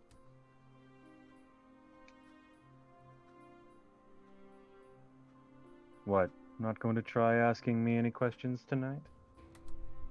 A shame. I'm not gonna get any answers from Varg, and it's almost my birthday. I need to find a way out of here. I'm disappointed. You're the only fun I have in here. Princess. Maybe if I'm quiet, he'll leave me alone. Right on cue. If you're just going to be quiet and sulk, I guess I should be going. Remember, don't try anything funny. Varnite's just outside your door. Varg brows mockingly. He leans down to pat me on the head before he turns and leaves. I thought he was about to like sink into the floor or some shit. Goodbye. It's I time would- to be a Sims Yo. child glitch. He teleports with Just- the power of smug. I had a Sims glitch on one of my families, and legit, that's how the daughter would go downstairs. Her dad would try to, like, get rid of the monsters under her bed. He was a vampire too, so it's kind of funny, a vampire scaring monsters. But, like, as he tried to put her to bed, the freaking girl just sinks through the floor and just be in the kitchen eating a snack. I'm like, what the hell? Yep. Nice. Dude, Sam. I cannot give up. I once again began my search through the room. Time is running out, and there is nothing that I can do besides search for a way out. But I know that if I leave the room, the knights will catch me immediately. If I had a weapon, I might stand a chance. Put my fingers on my neck. Remember what Chevalier told me to... What Chevalier told me about it. Sleep. Is she gonna stab Vark through the neck? Well, it's a woman saying sleep. Don't kill me. You want that line, Abby? Even though it's a word? Sleep. Sleep. Oh, it's probably a witch. The sound comes from outside my door. It's a woman's voice. The door opens and suddenly... Oh no, it is Delora. It was Cool. Delora. I had a feeling it'd be her. Yeah, same. The door opens and suddenly Chevalier and Delora are both in my room. Princess! Hello. I'm startled to see Chevalier standing before me, his eyebrows drawn over his eyes with great worry, and beside him stands Delora with her arms crossed. Well, aren't you a sight for sore eyes? We're here to stage a daring rescue. I rush to Nice. Chevalier and wrap my arms around him. He puts a hand on the small of my back and smiles down at me. How even the fuck? We're going to get you out of here, Princess. How did you both get in here? With the power of magic. Like, the Power witch of is fuck literally you. right there. Dramatic, even at a time like this. The two exchange a look before looking at me seriously. Parfait, Waltz, the Knights, and Karma are all here. We thought we'd just be fighting witches, though. We weren't expecting the Knights. For what we said, we couldn't get through to them. They're under a spell. Mithros. He wants to release Mother. The both of them look at me with confusion. What? Mother is still alive. Just decided to Numbera. Mithra wants to bring her back. That is impossible. Queen is still alive. Chevalier looks worried, while Delora's expression is more rigid and resolute. We cannot let that happen. I don't know how the Queen would be alive in the first place, but... Well, we'll worry about that later. Right. We have time later to discuss the specifics of everything, but right now we need to get out of here. Right. Everyone is keeping the guards and the witches busy for you, Princess. I'll distract Mithros.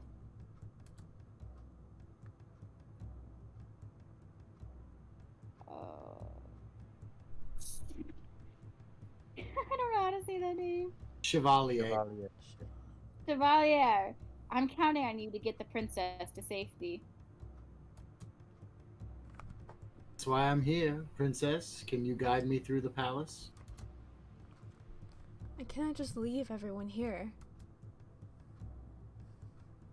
Don't worry. Garland is seeing to saving your family. No, I cannot just leave everyone in the margin here to do things for me. Lucette, we cannot afford to lose you. I told you I would do anything to protect you, and I will. The sooner you're safe, the sooner we'll have the advantage. You are the legitimate heir to the throne, and the next Tenenbaum bearer. You cannot let yourself remain in Mithros' hands. The situation is indeed most dire, so for now we must hurry. I nod my head feebly. Without another word, the three of us head towards the door. Delora exits first and stops immediately. I almost run into her. I glance to the doorway and sees Varg waiting outside, holding a blade across Delora's neck. Laura holds up her hand and deflects the sword as it glides harmlessly past her neck. Varg slides away, still holding out his sword. His usual smirk is half-hearted at best.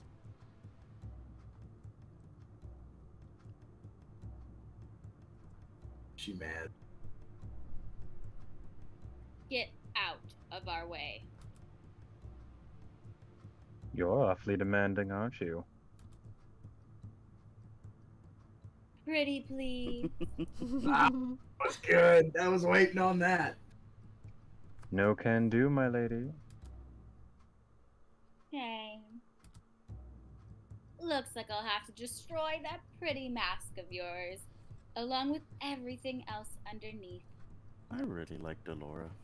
She's Oh, great. she is a dear. I can't remember if it's this path or a different one, but you have some awesome moments with her. Laura holds up her hand and summons a wall of electric orbs. With a flick of her wrist, she sends them rushing towards Varg, who dodges with surprising speed. Varg's movements appear sluggish, but I have seen his fast reflexes. He's playing with Delora, even though I do not think he has the advantage. He drops the sword, and for a few moments, I feel Delora has the advantage. Then suddenly, he raises the cane he usually holds at his side and taps on the ground.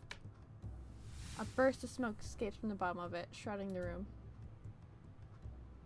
An enchanted cane? You're not the only one with tricks up your sleeve. Delora!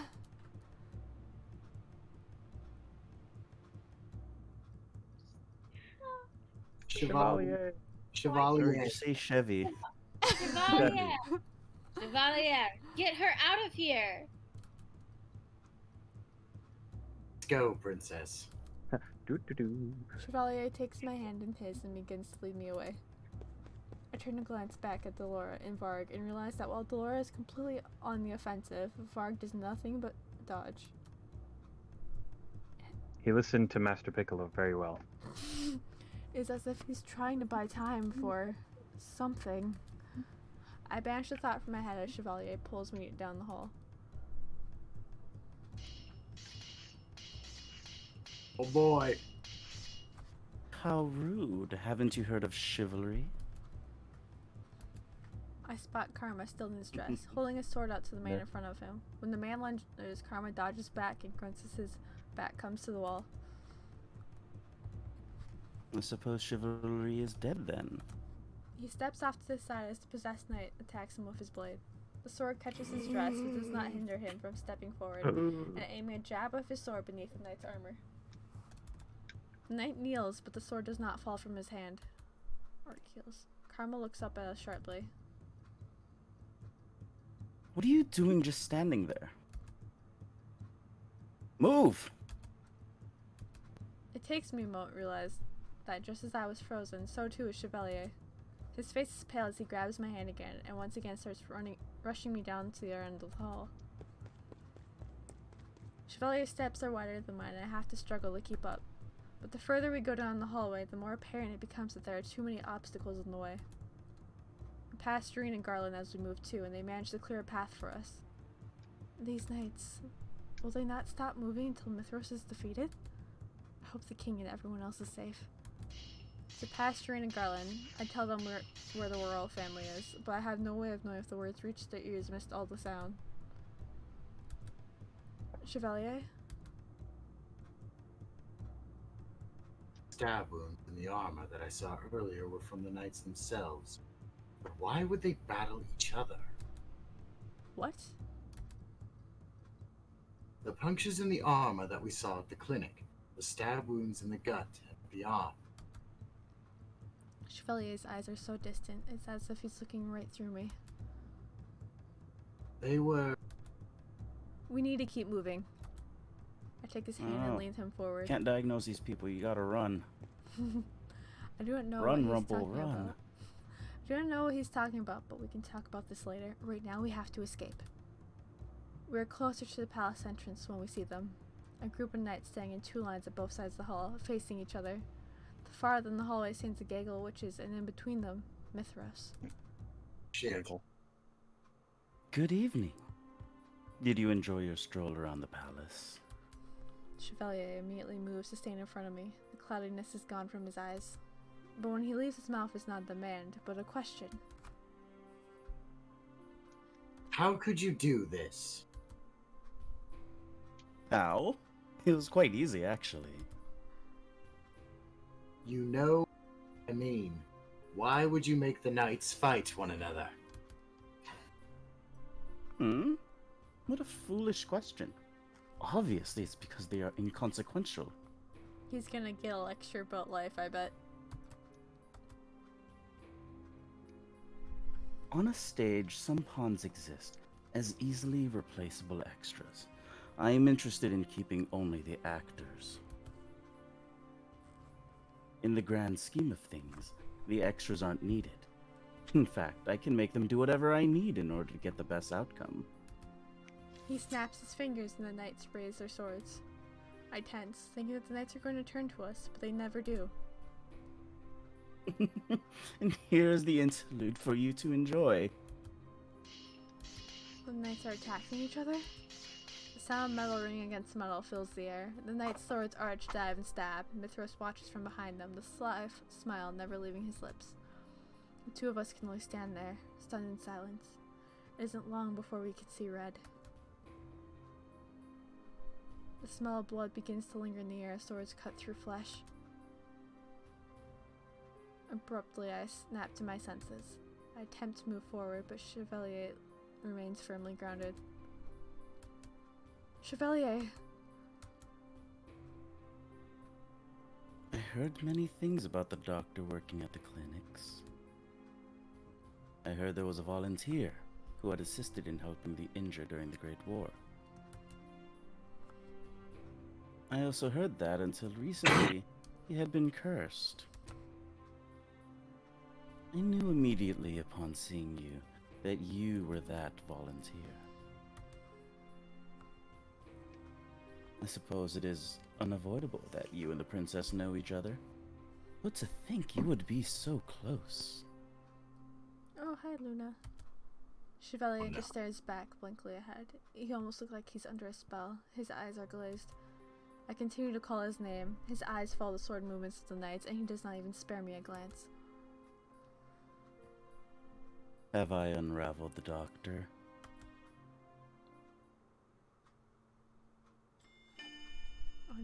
Alright, moment of truth. Good or bad ending? This is Unraveled. definitely bad ending. That sounds Probably. bad. Yeah, it does. Unraveled. Yeah.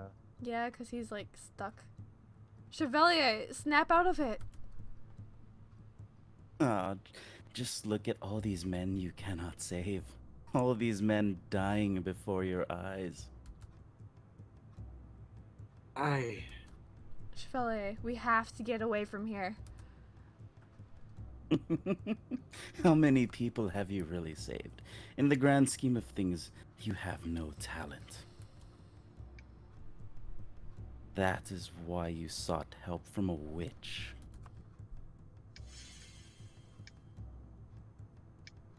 Mithra's voice is oddly calm, and I can feel some sort of presence in the air that is different from normal.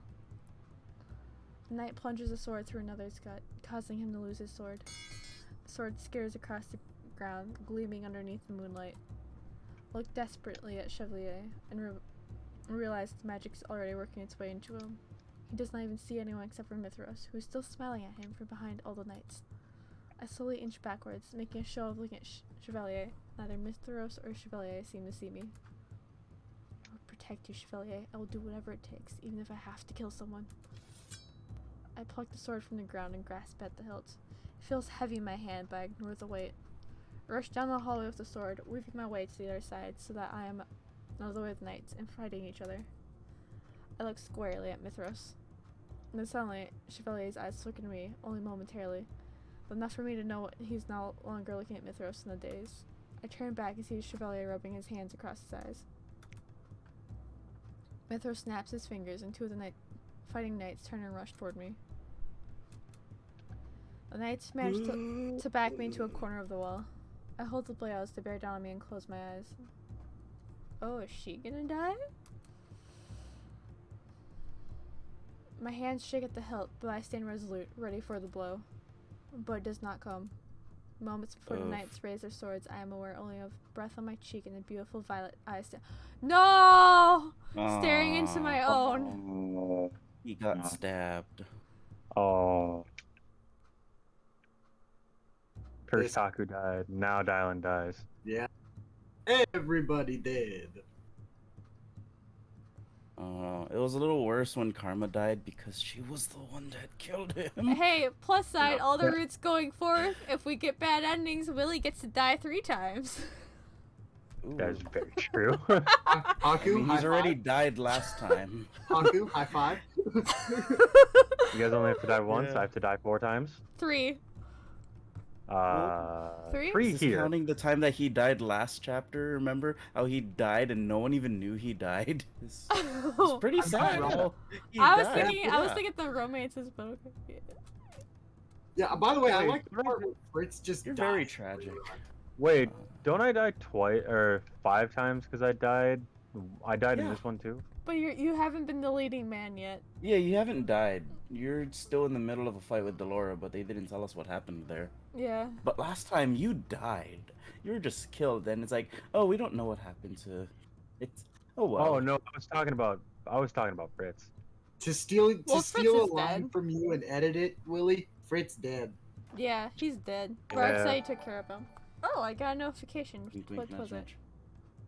Ooh. Oh, thank you for following, Dare. I'm pretty sure that's her. I'm just kind of all of the dead. Alright. About time. Yeah, you get the most dead. Alright. About I'm okay time. with it. I sent her that thing ages ago. Well, hey, take some time. Alright. But the word ends in the gasp as the blade is buried deep in Chevalier's chest.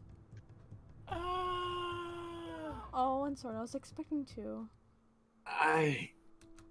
His words fade and his hands slide down on either side of me. He slumps and his head falls onto my shoulder. No! Oops. A raw sound escapes my throat as I feel the warmth leave Chevalier's body. I wouldn't leave that fast. Chevalier! I scream his name and he looks up, but his eyes do not see me. They are somewhere far away. Okay. Mithra pulls Chevalier's body down to the ground, where it falls with a terrible thud. Inconsequential. You bastard. I'm deaf to Mithras' words. I slump down beside Chevalier, my hands reaching for his. His eyes are still open, What? but the light in them is gone. No. Tears stream down my face. I cannot breathe. I cannot hear my heart. Everything is quiet and dark. Chevalier. Now that the obstacle is gone, you have nothing left, princess. Mithras' hands reach for me. I attempt to lift the sword, but he knocks it out easily. But he knocks it easily out of my hands. Yeah, I did it. There you go. Give me a gold star.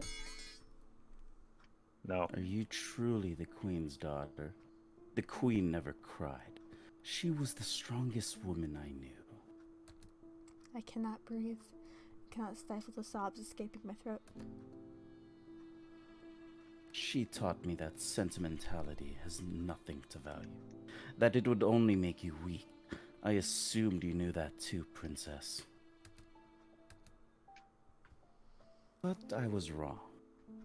It will be a good thing when the queen is back on the throne. The weak do not win. He snaps his fingers and the witches congregate around me. Now, we shall use you to bait the fairy, and then everyone else will fall. I will unravel this effort at its heart. He nudges Chevalier's body. I look down at his ashen face and sob. I let the tears gather in my eyes until I cannot see anything. And then Mithra spits on him.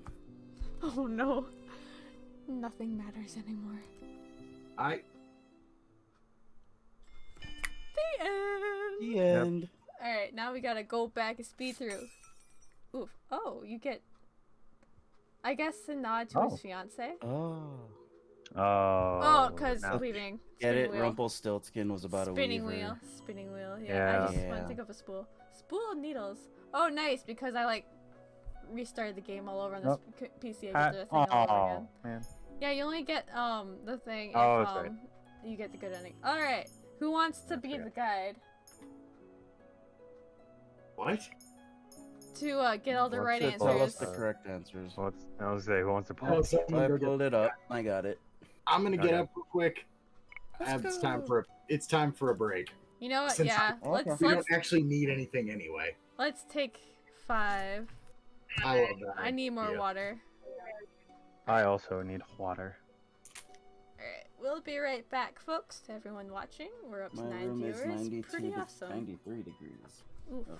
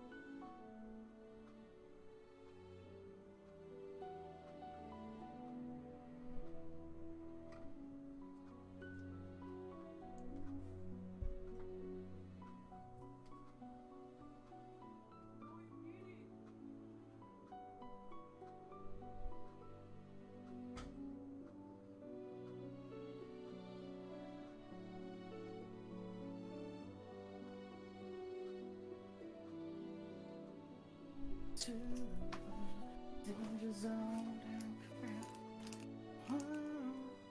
To the danger zone.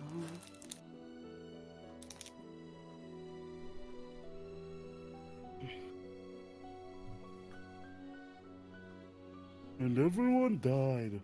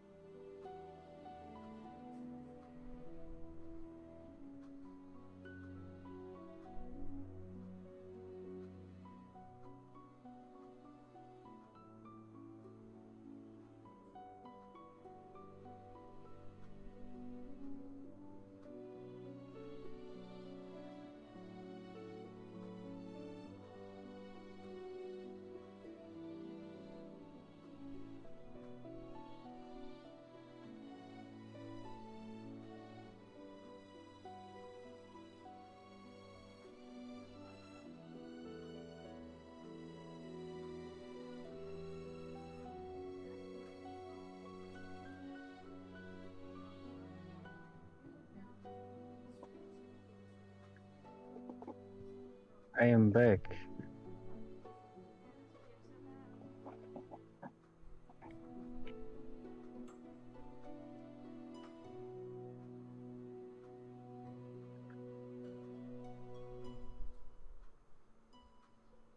I am the only one back.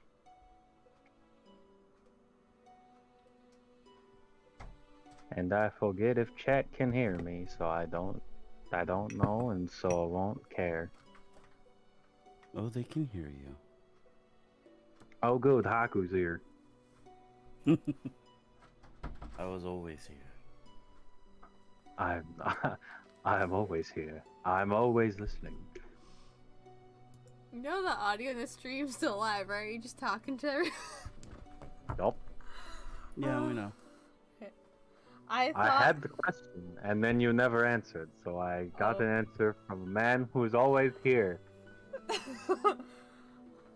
I heard you talking, but I didn't think it was through my headset, so I thought you're still away. I thought it was from my phone, and I was like, but the stream's loading on my phone. Why do I hear him? That's because I'm not in stream. I'm in your room. I'm staring at you from the far side. Oh, shit. Half expect to turn your camera on just to stare at me momentarily, like... Oh wow, my camera doesn't even want to work right now, that's funny. There you go. Wow, my camera doesn't even want to work right now. That's dumb. I can see you. Oh, you can't. I can. No. I always can.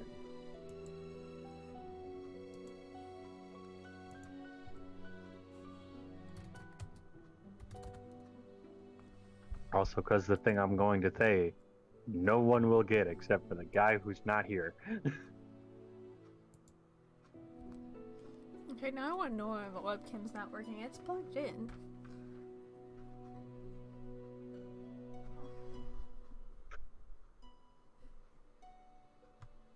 Never counted.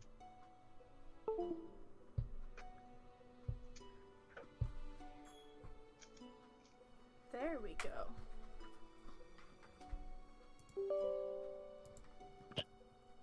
Shit. Now it should be. 5, 6. I think I have more somewhere.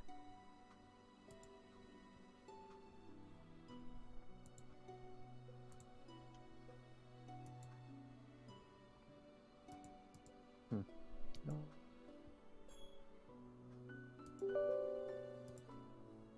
I have 6 bracelets on right now. It's depressing. I have 0 bracelets on. Hello, it's my blue face.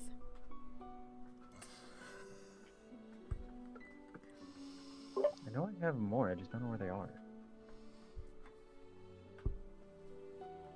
I see a level. Oh, there you are. I'm like, Abby's a level. You have bats and moons in your room?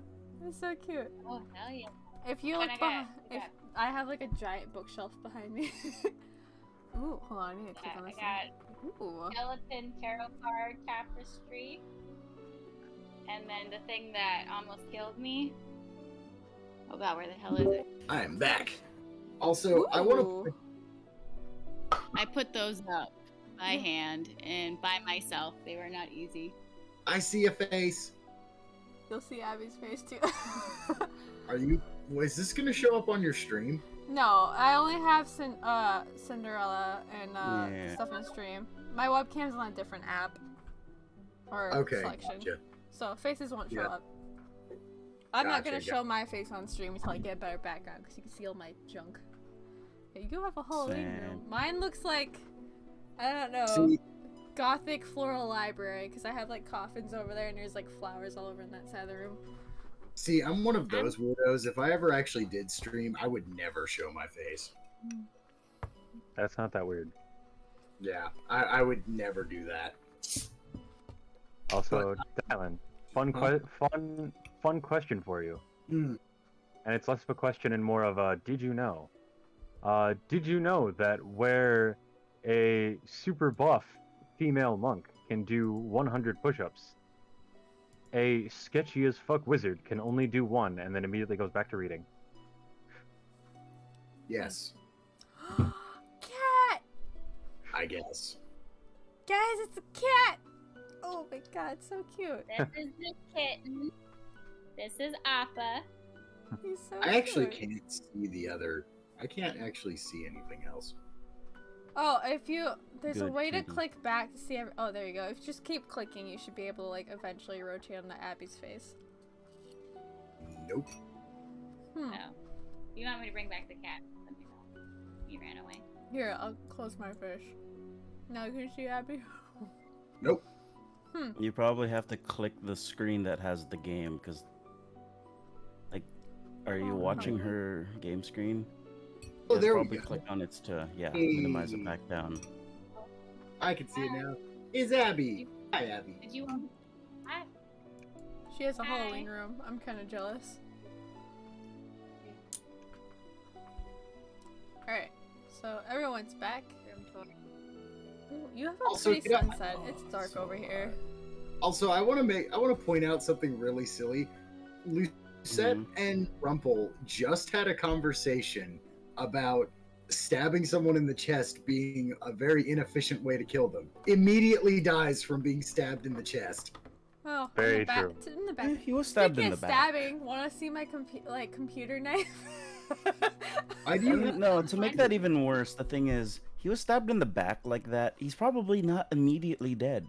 He's just gonna be sitting Oh. on the floor bleeding out for a Yeah. long period of time, No, while it's- Mythos just laughs at it. pretty was- much? It was funny too because he was saying it wasn't gonna work because of ribs, but they cleared his ribs just fine. Well, technically, like, did he get stabbed in the heart? I don't know. He got stabbed in the back, so he clearly like. It was like punctured right around. a It would have lung, been. at least. It looked like it would have been right around the heart and lungs, and catching. Like if they had clipped a lung, he'd have been screwed. Oh yeah. Oh, he would basically drown in his own blood. Yes. Mm-hmm. At least he got a better death than Fritz, who didn't even get to die on screen this time. He just got taken care of by Well, Var. who knows if he even died? Because the thing is, Mithros won.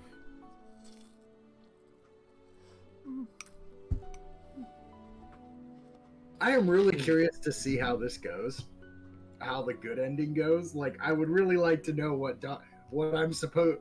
Doctor Boy is supposed to do against a witch. Alright, I'm gonna just keep my face on for our Discord call, and then I'm gonna swap. Alright, and Haku, you say you have the guide back up? Yeah. Alright, here we go. Okay. Oh, wait, no. Yes. Oh, you can just skip the next choice. Yes. Ooh, Convenient. that's convenient. I thought it was the other one. Alright, so it doesn't matter here. This Someone one pick a doesn't direction. matter. I'm gonna close my eyes. Yeah. I clicked. Go left. Like, this one, I think, only matters for Karma and Walt. Yeah. We already know this. I have no questions. have- Screw off, you I have no fucking questions. right, witches. duh. I don't Like, need none you. of the fuck. I don't need you.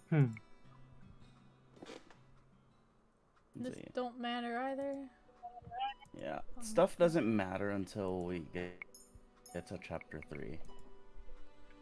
Yeah, because it's not related to him. So this is how you truly feel. We're gonna skip across all of this. Well, of course, this is how I Oh. feel. Well, you I chose feel a good smug as- decision for Rod. Yeah. I which- feel smug as fuck. Throw a tray at him, I Also- know that's right. Isn't it gonna be awkward if we do Rod's story? Like, does she get romantically involved with her brother? It's It's her her stepbrother, so technically it's not incest, it's just frowned upon. That's Ooh, weird. I wonder Yeah, what it's just- Emmeline it's just will think weird. of that. But like, you get to learn a lot about them. And then Emmeline will be like, "Oh, my siblings love." I each see the other." broom. Hey there, baby. You can skip past me, but it doesn't matter. I'm still gonna talk. I'm never gone. When prompted, throw the tray at him. Which we already did. Let me pick up twice. Do, do, do, do. Still locked. I bet those Rumpel. are gonna be unlocked after this one, I think. I can't remember, we'll find out. Alright, oh, this one I don't remember. Turn and walk away. It's basically a lot of the options are just like not giving him the time of day. He just gets like, "Arr, yes, keep shunning me." Yeah, princess." there was a chick that's been constantly watching Slap the him. uploads on YouTube, and she posted, she sent me a link to a thing where he says his favorite thing of Lucette is her feisty spirit. Let go of me. Rumpel's eyes crease before you as he holds tightly to my hand. The sadness in his eyes becomes anxiety, and I see something like fear dancing in his eyes. You really think it was my fault? The look in his eyes is so vacant, almost like he's looking through me. It is as if he is some kind of I can read. It's as if he is in some kind of trance. The way he looks at me makes my skin crawl. His grip on my hand tightens, making me shudder. Rather than slap his hand away, I reach out with my free hand and slap his face. I stare, perplexed at the sound of bafflement on Rumpel's face. Did the slap on his face knock him out in that strange trance? Is he being even stranger than normal? And the intense look on his eyes is scaring me. Rumpel stares at me for a few moments, blinking slowly. Oh no, I blanked out. I'm sorry, Princess. Now my webcam's on. You guys can see the funny faces I make when I struggle. What just happened to him? The way he was speaking was so strange, almost as if he was in some kind of trance. But I know how people are. They lie and they put on faces.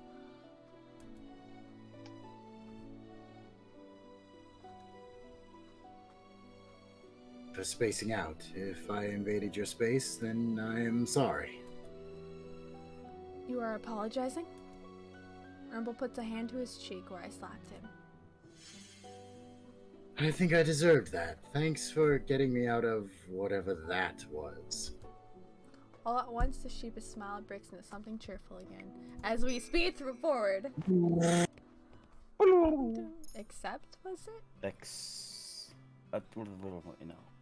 Yeah. Oh, don't accept the gift. Don't accept. What is it he's giving? Hold on.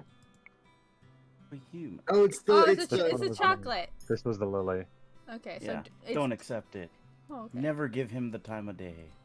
Fuck him. Which apparently we did pick last time. Okay. Wee. Are you okay? Attempts to flirt.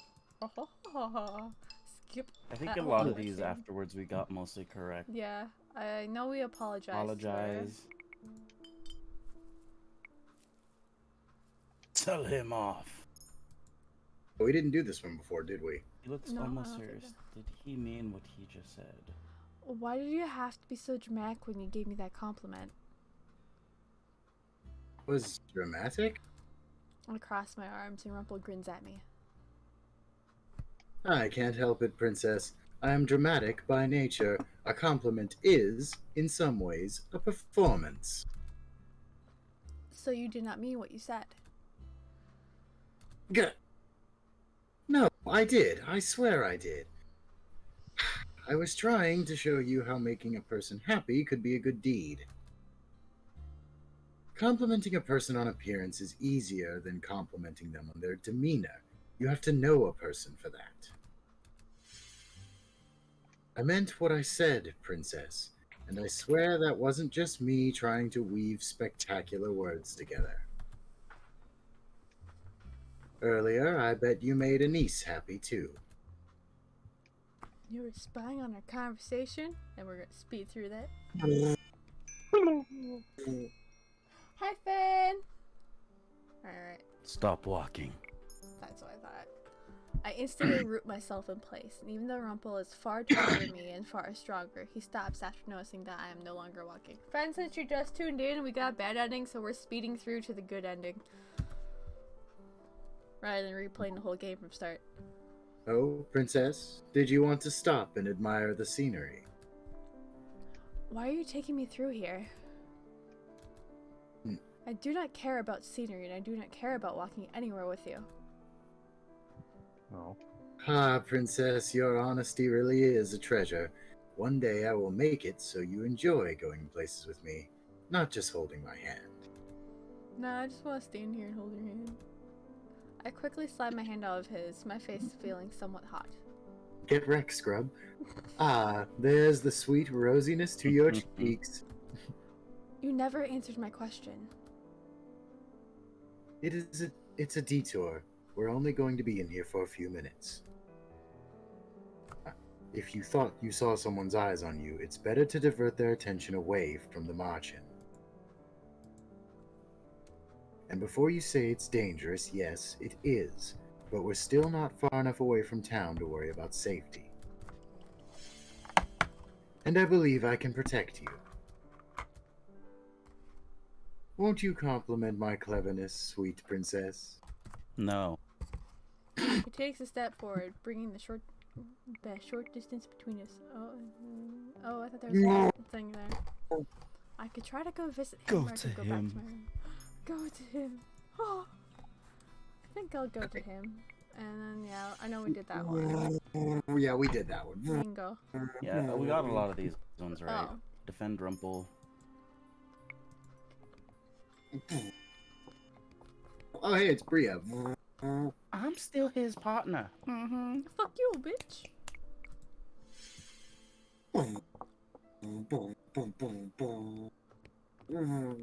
Reconsider.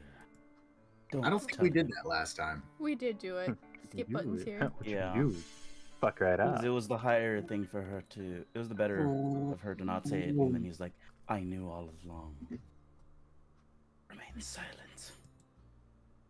Ah, we didn't do that one. Yeah, we did not do this. That's right. My problems. Why would he want to know about my problems? I understand what it's like, Princess, to have a secret stuck inside of you. It feels like a sword through the chest. To want to keep things to yourself because you are worried that someone will prove you wrong. But you can always talk to me about it. Why are you so interested in my problems? Because I love that tea.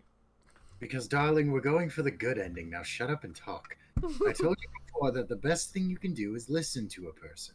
That's how you learn to sympathize. Also, I really don't want that sword in my chest again. Can we avoid this? No. That would be great. I honestly care about you. I will always listen to you, Princess. Rather than be your meat shield. Also, I am not a tank. I am a healer. The scarf is Rumpel green for a almost got reason. Karma's sword inside him. Oh!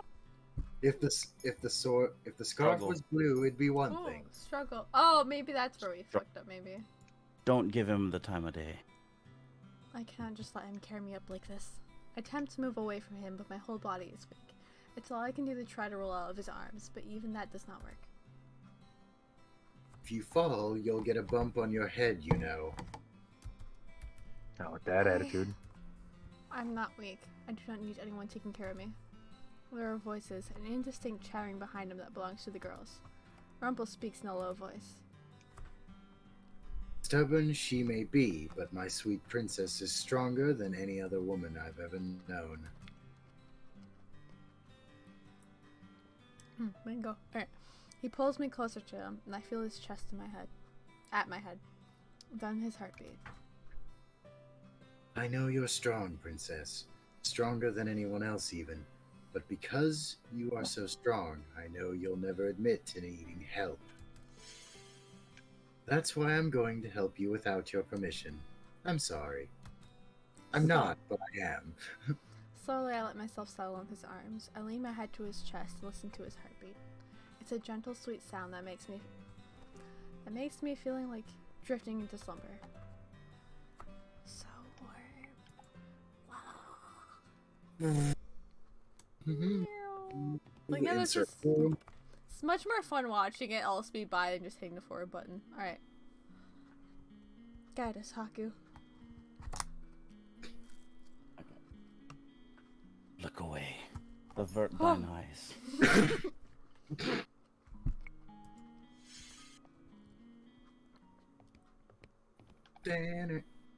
Pretty sure we say Thank thank you? Thank you.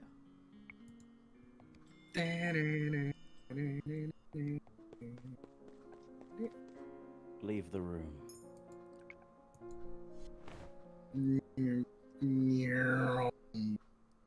I love you was the right one, right?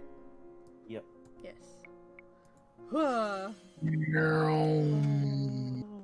Spoilers, they made out there. You just didn't get to see it. Boop. Oh, they did more than that. I must do something. Ooh. It's a help. I want to help? Alright. I want to help. Like, that's such a weird one because both are, like, really similar. The neck? The neck. Stab him in the neck. And So his then you death says scream otherwise. for help. Okay, and then the last one is politeness. It is nice to meet you. It's nice to meet you. There's no point in trying to convince the king of my birthright here and now. We'll only confuse him more, and now is not the time or place. I glance at Mithros, who is smiling at me expectantly. Besides, Mithros must have a reason for assisting my birthright right now. Most likely he just means to confuse the king more, and if that's the case, I will not play into such a petty scheme. My name's Lucette. Thank you for your kindness that one time. Rod looks shocked. I scowl at him before turning back to Mithros. Mithros' smile has twisted into a frown. I feel proud in seeing him caught off guard. Lucette. Lucette, what are you doing here? Gennaro. She is undoubtedly your daughter. That is why she is in the room you've been taking care of. Skip the confusion. Let him sound like a madman. Chapter 10, not like mother. Alright. Hey, good ending time. Let's do this shit. Set I up get to puppy. talk. Hey, something else. Alright, I'm gonna shove No, this you're mango still in my gonna die. mouth really quick. Now I want some mango. Damn it. I have one piece left. Well, Chevalier, don't listen to him. Just look at all of these men you cannot save. All these men dying before your eyes. Chevalier, we have to get away from here. How many people have you really saved? In the grand scheme of things, you have no talent. That is why you sought help from a witch.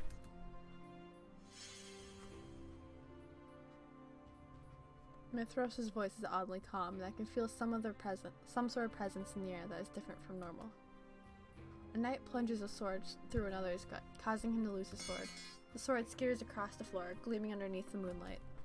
I look desperately at Chevalier and realize the magic's already working its way into him. He does not see anyone except for Mithros, who's still smiling at him from behind all the knights. I glance at the sword, remembering what Chevalier taught me. Mithros is ungraded right now, but unguarded, not ungraded. I have better judgment than that. I told Chevalier that I was going to steer clear the burden of taking someone's life. I have a promise to keep. I gaze up at Chevalier and I realize that this was how he looked every time he regained a memory, like he was stuck in his own mind. There's only one thing I can think of to get him out of this trance. Beat him up! I clenched my hand into a fist. Oh shit. And I punched Chevalier in the face.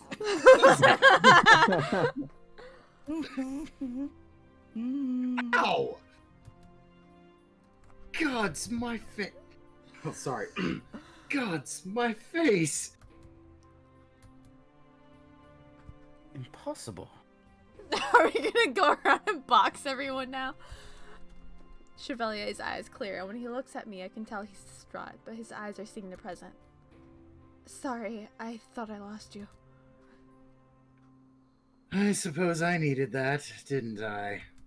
Chevalier smiles sheepishly, as it is fleeting and gone by the time we both turn to Mithros again.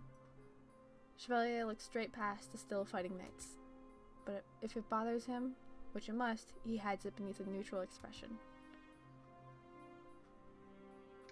How did you break my spell? You can't even use any magic. Would you like a demonstration? Punches him in the face.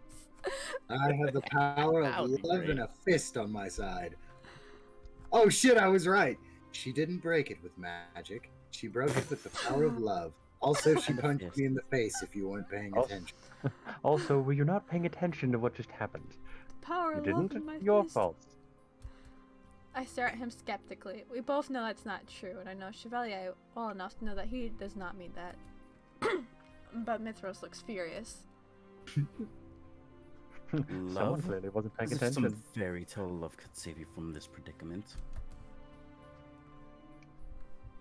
Princess, you're a witch. We feed off of negativity, off of chaos and loathing. Love serves us no power.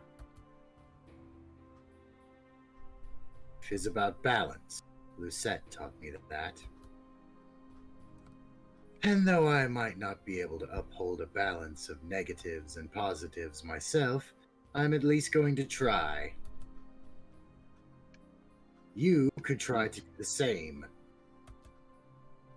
Maybe look beyond your depressing life and start reaching for something that gives you happiness. I am literally about to scold this man. Something that won't plummet you back into the same darkness. Where is the sticker ain't going off?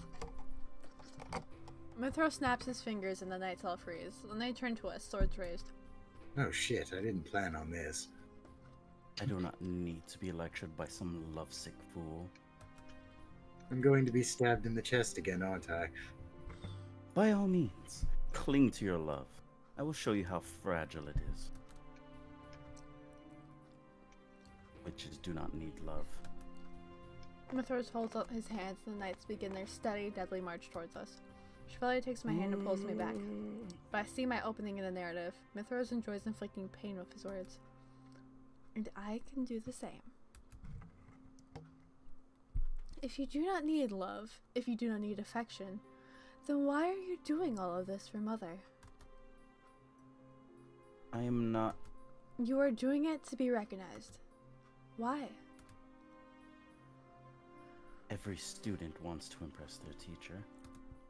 His words are calm, but there is a desperation in them. Mother was Mithras' teacher. I had thought he was just reviving her as another witch, but...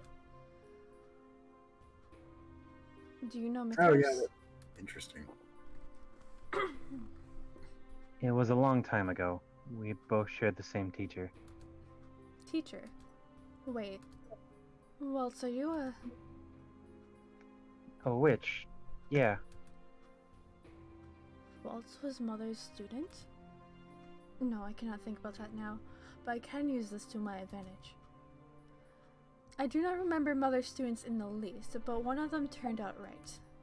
The other did not, and I can see the bitterness in you. This is the same bitterness I held, only yours goes deeper. You will not sway me with your foolish words. The knights begin to rush us. Their run is more of a pathetic shuffle given the harm state they're in, but this does not slow them down. We're going to run. But... Trust me, Princess, I will protect you no matter what happens. Oops. He He grabs dies my twice. hand, and we wait. I can see Chevalier's eyes darting around as he searches for an opening. But I can feel the pulse of his quickened heartbeat through his hand, and I know he is panicking. Ooh, golden light. Suddenly, there's a massive luminescent gold wall in front of us. The knights stumble right into it, their swords hitting the bright barrier. Are you two okay? Parfait rushes to stand in front of us. Mithras' expression is cold, a cold, angry glare. He measures the situation with critical eyes, and then he hurries away and begins to dart down the hall. Parfait collapses to one knee, arm still outreached to maintain the barrier. Laura appears. She's flustered and bleeding in one arm, but she still stands straight. I guess she won against Varg. Laura holds up her hand. Laura holds up her hand and summons fire.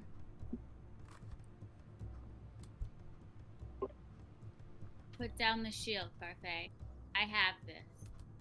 Parfait releases the shield and the magic projectiles shoot out at the knights. The two edge knights back through the hallway, but I can see Parfait growing weaker and weaker by the moment. Parfait takes a deep shuddering breath as she tries to stand. When she falls yet again, Chevalier takes a step forward and looks at her urgently. Lady Parfait. I'm fine, don't fuss. Her breathing is labored, but she still manages a smile. I fought in the Great War. This is nothing. She looks at me and Chevalier. You two need to leave. But you're... Fine, I just need to gather my energy.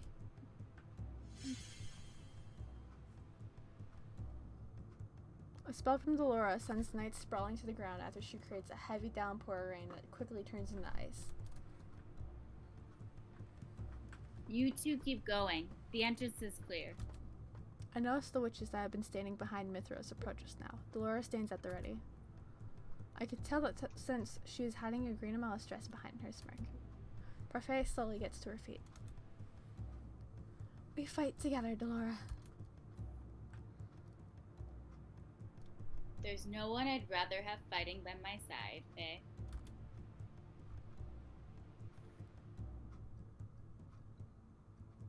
Come on, princess, while we still have an opening. We head around to the side. Parfait erects a shield to protect us from any magic that comes our way, and Delora summons a whirlwind as a distraction. Ow! My foot is grazed by fire magic, causing me to stumble, but I force myself into a limping sprint regardless. This is nothing. At the entrance, I pause in the middle of the room. The main entrance hall is eerily silent. And then I see Mithros edging his way into the king's throne room. He is holding tight to Emmeline. He notices me watching and smiles. And he disappears into the throne room. We have to follow him. Princess! He has Emmeline! Chevalier's posture and expression are indecisive, but mine are not. I know Mithros is baiting me, but I cannot leave her alone. My gaze moves around the hallway as I search for other knights. The palace is empty, but it's not long before we hear footsteps. I tense from the sound and Chevalier holds tightly to my hand. Then suddenly, as the figure draws nearer, I recognize him, even if he seems a completely different, older person. Oh. Oh, shit! We get to see Bring us Man first. Waltz. Nice. I finally found you. Waltz? You broke your curse, but how? Chevalier stares at him in awe.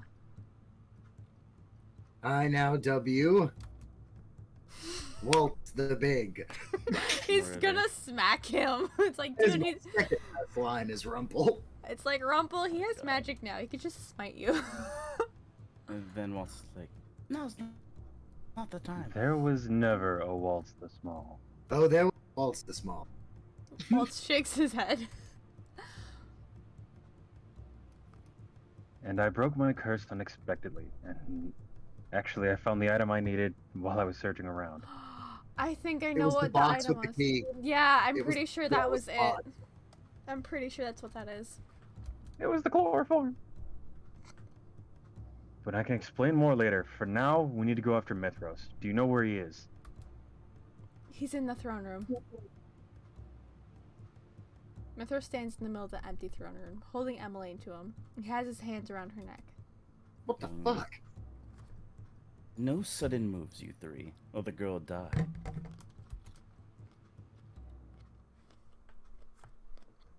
And I do not know how much death bothers you.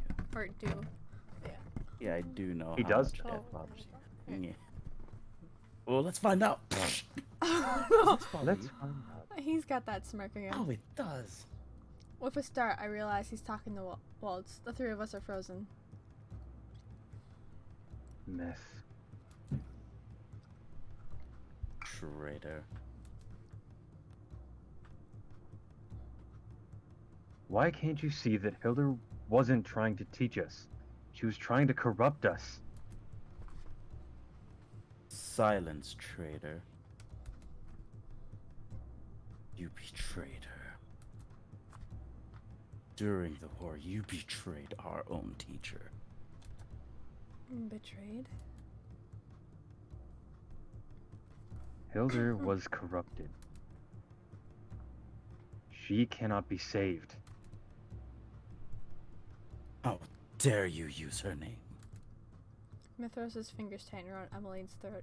I can see the tears running down her face. Her sobbing is quiet, but it still reaches my ears in the silent room. Bog? Oh, Oh, bitch he's ain't alive. dead. He's somehow still alive. Okay. Yes. Yes, my friend. Oh no, is he gonna die now? I don't know. I guess Varg is he and my- Delora decide, hey, let's just leave, and they leave. Varg appears from the darkness as he did before. He smiles at all of us from behind Mithros, eyes glinting mischievously. You didn't finish the job. You were awfully vague when you told me to take care of them. You know, most people would assume that meant entertaining them and offering them refreshments. He's such a smartass. What an asshole. Obey me. No. Farg turns to us. He draws the sword he used earlier, his smile fading. I think I see something like a pain in his eyes, but then I think it might be my imagination. I guess he's so smug because he's just rebelling in what way he can while he's still, like, under his control. He looks stoic as he moves towards us. Then Waltz moves Mithros' hand. When Waltz moves, Mithros' hand tightens over Emmeline's neck, and she cries out. Chevalier is watching everything quietly, the concern in his eyes muted by the urgency. I follow his gaze around the room, wondering what he's searching for. Myth, is it? You were injured during the Great War. I tended to you once. Stabbed in the stomach. You needed stitches for it. I feel Mithros' confusion before I see it, just for a few moments though. His gaze is centered on Chevalier, his eyes probing him for information. Came for you. Your teacher must have thought you were too weak, that you would die. I am vaguely remembering this ending now. Mithros' hands fly away And from see that Emmeline's coming. neck as he lunges towards Chevalier with a snarl, his expression mad. The room breaks out in the chaos then. I feel the rise of magic beside me as Walt readies a spell, the tension in Chevalier's body as he prepares to shield me, and lastly, I see Varg zip across the room. Everything goes white.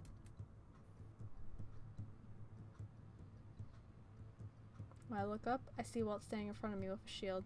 Mithros' hands lies flat on the shield, and I can feel the heat of his magic. Varg lies on the ground beside his fallen sword, unconscious from the impact of magic. Even Chevalier is on his knees. I rush towards the sword at the same moment Walt pushes Mithros back into the ground. Then, sword in hand, I stand above Mithros and aim at his neck. The blade touches his skin without sinking into it. Emmeline is hiding behind the throne, staring out the scene with shock in her tear-stained face. Will you kill me? Mithros' smile is a mere shadow of itself. You saw the soldiers in the clinic today. You saw how close some of them were to death. Did you see the hollow look in their eyes? I have seen that look many times. It is the look of a man who clings desperately to life. Every life is precious, and a life is still a life, whether it's vile or not. It is still a responsibility you have to bear. I know how valuable lives are because I have helped so many people. That desperation in Mithros' eyes now. A man that clings to life. It would be easy to slice his throat. I've seen so much bloodshed on this night, and it'll be all caused by Mithros. If I kill him, I can stop all of it. But that would make me no better than Mother. I drop the sword. Mithros actually stops to stare at me in shock. I am not like Mother. I will not kill you for revenge. No sooner have I said the words than I feel a sudden heat in my chest. My hand instinctively reaches up to grab the necklace around my neck. Then there is a bright light. When the light clears, a new source of light catches my eyes. You did a good deed by not killing him. Yay. I stop to stare down at my feet, which are in glass slippers that shine so brightly they sparkle even in the dim light. I then kick him in the throat with shattered glass. But I have no time to admire the shoes, or the weight that has fallen off my shoulders. I barely recognize the fairy tale curse has been broken. Emmeline rises from behind the throne and screams. Lucette, watch out! Mithros has grabbed the sword with his hand, turning it around and is aiming it at my chest. It hits the barrier. Parfait stands beside me once more, her face devoid of any color. I did not see her rush in here. She takes a step forward as if to shield me. Out of my way. Mithros draws the sword back and plunges it again at the shield. This time the blade is coated with darkness. It pierces the flimsy shield. The blade goes through Parfait's heart. Oh, she gets kebab instead. No. Parfait, no! Parfait! Parfait grabs the blade and narrows her eyes at Mithros. I'm sorry Hildur didn't appreciate you. Something swells inside me as I stare at Parfait. The sword is impaled in her and I can see her eyes go glassy. I cannot speak. cannot breathe. Waltz rushes forward with his magic and pins Mithros forcefully to the ground. He raises his hand, but never comes down in time. The sword strikes past his shoulder, right at Mithros' neck. When I turn, it's Chevalier that's holding it. His body shakes as tears run down his cheeks. Mithros holds his neck as Chevalier holds up the blade and throws it behind him. Out of the corner of my eyes, I catch movement that can only be Varg, but I do not care. I wonder if he's free now. Okay. Lady Parfait, do not move. We can take the sword out. We can...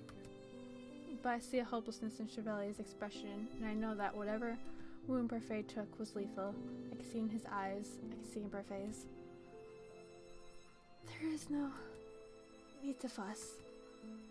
When Parfait falls, Waltz grabs her and puts his hand on the hilt of the sword. Chevalier crumbles beside her. He stares at the blood staining her dress with sorrow. I start to cry. Lucette, do not regret this. I'm proud of you. The room is quiet, even with the newcomers that arrive. Knights and Karma watch the scene from the sidelines, all with grim looks on their faces. Last to arrive is Delora, who sits down beside Parfait with her lips pulled into an uptight frown. Her face is stern, but I can tell it's a mask. Parfait. That look doesn't suit you, Delora. I told you to stay back. Had I not been here in time, the princess would have... Her words fall apart as she begins to cough. Delora leans over her and shakes her head. I'm sorry. I didn't come sooner. Everything is as it should be, Delora. Parfait cranes her neck to look up at me. Wipe away your tears, Lisette. What you did was a good deed. You spared a man's life. But Life is not a fairy tale. Humans are good and bad. No, it isn't. But the fear of death makes a life even more valuable. Do not worry, princess. I chose this. Parfait smiles. It's mystifying to see her smile when her body is slowly crumbling away as in Waltz's grasp. Parfait's body is what gives out first. Her eyes go next. They remain focused on me, still smiling. Her body begins to glow as her body slowly fades away. Parfait! Parfait! Delora turns away. Even if she's not shedding any tears, it's clear that she is heartbroken. She closes her eyes and releases a shaky sigh. Sweet dreams, my friend. I do not know how long we all stayed in that room, mourning the loss of Parfait. Karma, Jurian, and Garland eventually spread out to search for any remaining danger. At some point, they returned with the king and the rest of the family. My reunion with my family is half-hearted. I do not know what to say to the people that I hated only months ago. Despite the quiet, they all take me with open arms. The king stays by my side long after the others have left. Karma and the knights return in the march and to tell the others the news. Waltz goes to search the palace for any remaining resistance. Only Delora, Chevalier, the king, and I remain. Chevalier cries. I have never seen him cry before, but his heartbreak is my own. What happened was a nightmare, but it eventually ended. Last night, Varg escaped the throne room. No one saw where he disappeared to in all of the chaos. I'm beginning to believe that his feint was a trick. Since the night had left, everyone's so tired, we were offered rooms in the palace. I came to my room with Chevalier, where the two of us attempted to comfort each other with words. Chevalier was especially shaken, being the one that killed Mithros. He was in tears for a long time. I'm pretty sure I must have fallen asleep sometime when we were talking, but I'm lying in my bed, underneath my covers, and though I think for a few moments that must be a figment of imagination, it's not. Chevalier is definitely lying right next to me, sleeping beneath those same covers. How does this Oh. happen? I put off the recollection of the previous day to stare at Chevalier's face. His glasses are off, and without them, his face looks strangely empty. He looks vulnerable, almost like a child, except his features are too handsome for that. What am I thinking? I slowly put my hand to his cheek and flinch when his eyebrows crease. Moments later, his eyes open. They are foggy this early in the morning. Is it? Have I been woken by my princess? Usually it is the princes that wake their princesses. I always wondered how he manages to keep smiling like this. Even when he is in pain, he forces a smile. But you are no prince, and I am not just some damsel princess. Chevalier closes his eyes again and sighs.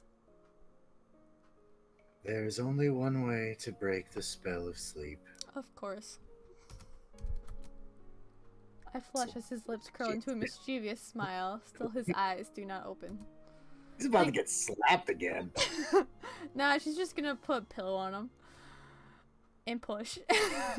I think about what happened last night. Parfait and Mithros' death. Varg's escape, and everyone else's heartbreak. Before I have to relive the burden, I can afford to lose myself in some happiness. I lean forward and kiss his smile. I break away from Chevalier, startled. Princess? Are you two having too much fun? How distressing. Waltz the Big ruins everything.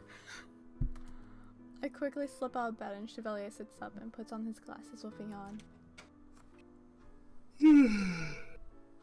Good morning, Princess. And His eyes widen when he sees Chevalier. Are you so tired that words have abandoned you, Walt? no, I just Get wrecked, scrub. wanted to see if the princess was doing okay.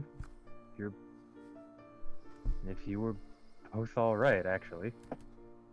He pauses to look at us, his eyebrows furrowed in thought. He's thinking of all the fanfics. Though I can imagine just how tongue-tied you must be, you should speak if you have something to say. Walt sighs. I didn't want to bring this up so soon, but it's been on my mind the whole night. It's just... You didn't have to kill Myth. That was my job. Your job? I doubt that. Besides, Oh, never mind. I didn't want to kill him. It was a reaction.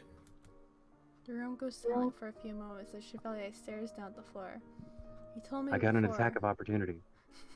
He told me before that lives are valuable. That's why I tried to save Mithros, but in the end, my sparing his life forced Chevalier to carry the burden of his death.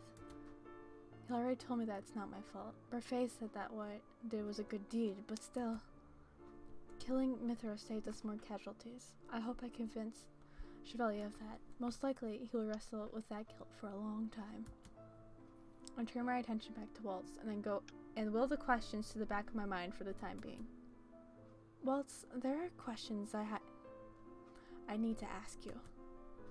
About how he broke his curse, about how Mother being his teacher, about Mithros. There's so much to ask him, I do not even know where to start.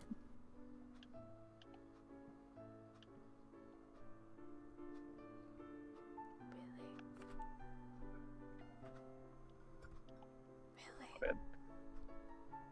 We have plenty of time for explanations now, Princess. After your birthday, Delore and I will pick up your magic education. But for now, you should rest. I'll give you the full story of my apprenticeship and curse another. Like when we pick your route. Woo! Story. But, Princess, Chevalier. Unfortunately, I'm saving Waltz for last. Oh, right. Save my favorite death until afterward. I just thought I'd let you know that when Parfait came into this battle, she expected to die. She told all of us that while we were sitting around trying to plot a rescue plan.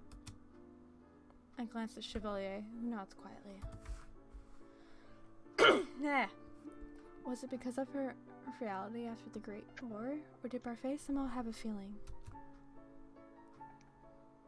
Yes. Oh, also, congratulations on breaking your curse, Princess. Chevalier sits up straight, his eyes narrow behind his glasses. Whoa! I was supposed to congratulate her first. Chevalier stands and kisses me promptly on the cheek. My cheeks flush and even Waltz looks embarrassed. Congratulations, my sweet. It was all very dramatic when your curse broke. There was this bright light and... Wait. Why was there no bright light when I broke my curse? Both Waltz and I burst into laughter. Chevalier just sighs dramatically. He leans against my shoulder and I do not protest.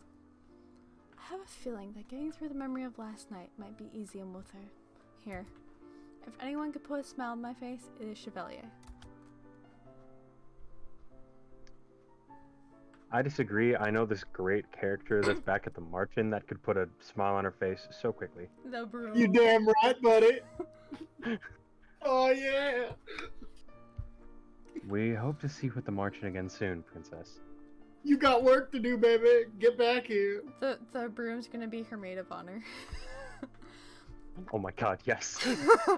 What are you talking about? It's her wedding gift. It's living in the palace Wait, now. wait, no. It officiates the wedding. I would be very okay I with now that. pronounce you man and wife. I will be back. After all, I have friends there. Did I speak falsely? No, of course not. It's the truth. Anyway, I need to get going. I've explained what happened to your father, but you should talk to him privately. Soon. After everything that happened last night, speaking to the king is the last thing on my mind, but I suppose it must be done. Thank you, Waltz. And you, Chevalier, might want to ask for the guest room. Damn chance. He's being big bro. But no bed is as comfy as the princess's. I nudge him without realizing it, but Chevalier just laughs. I'm not leaving. We promise Waltz that we will And the see king him is and gonna everyone kill him. else in the Merchant soon. Afterwards, Waltz hurries out and shuts the door. My eyes go to the edge of my bed, where something shining catches my eyes. The glass slippers are a reminder of everything that happened yesterday. The fact that life goes beyond black and white, good and evil are subjective. In the end, life is gray, Mother. Both good and bad, but even so, even though fairy tale endings cannot exist, I still want to live my life with everyone else. Mithras centered his life around a single person. He was selfish. I'll become someone better than him. Thinking about Mithras makes me remember something. Chevalier, yesterday you said that you took care of Mithras during the Great War. That no one came for him. Was that true?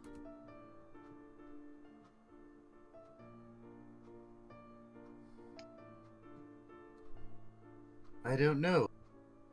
He acted like it was, though, wasn't it? So you never knew Mithras? No, I didn't know him at all. That poor He man. made it up. Ouch. I don't know if I would have been able to strike him down if I did. I don't know what burden he carried, but it seemed heavy. I only guessed at what I could say to distract him. I'd heard rumors of a strong witch that went abandoned for many years. That may have been him. It might not have been. So deception exists in everyone, but not entirely what Mother said it was. In the conclusion. My birthday is tomorrow. I sit in the throne room speaking to my father, who has listened to my tale with patience. When it's over, he looks at me sadly. I owe you an apology, Lucette. This whole time you have been on your own, and I could not do a thing for you. You can now, starting first by explaining what happened between you and Mother. You knew she was a witch. I did.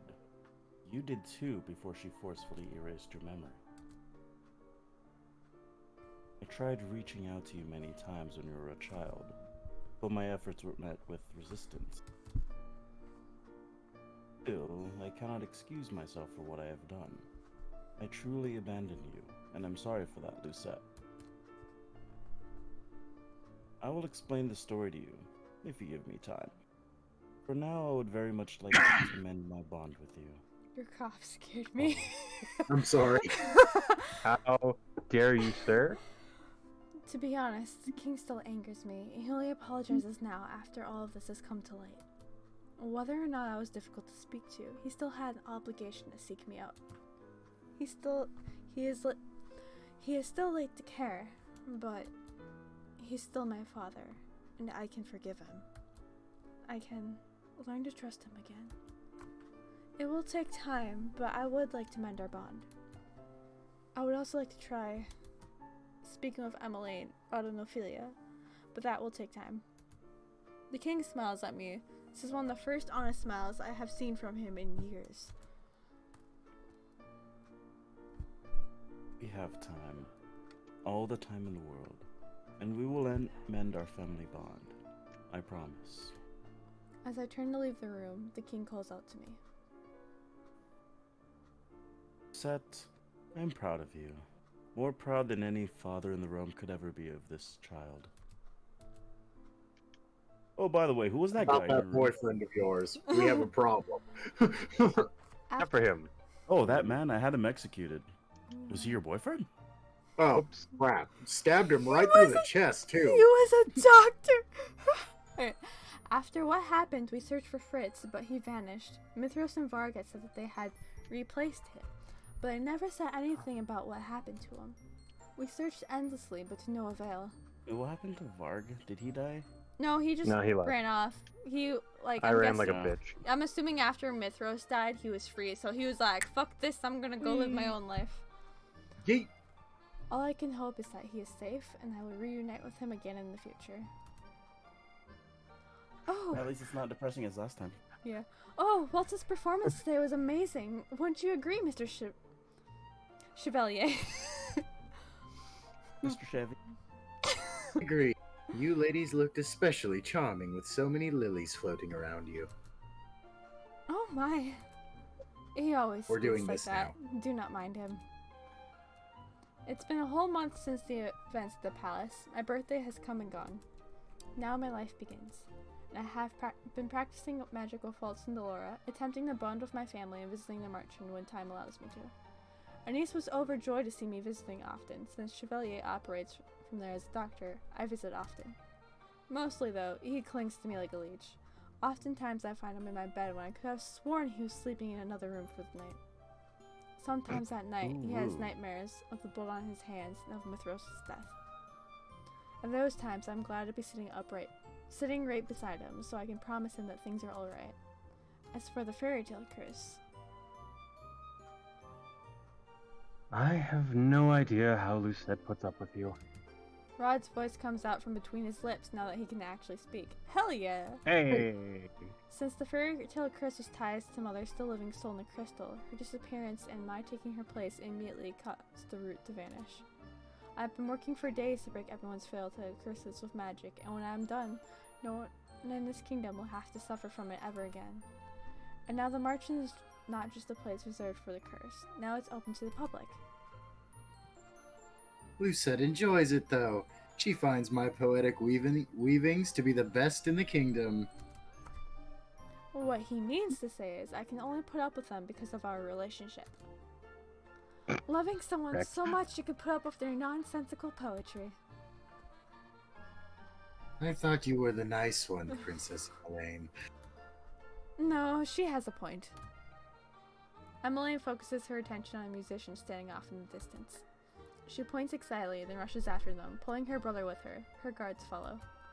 Ever since the incident at the palace, we have had more security. I do not blame the king, though it can be tiring at times. Luckily, he's more lax with me. When I told him Chevalier was going to be with me, he settled with having Emmeline and I share guards. And so I get to be alone with Chevalier often. Father was wary of him at first, until he found out he was a renowned doctor. Now he and Chevalier get on well enough. I was right. Chevalier takes a step closer to me, and I place my hands around his arm.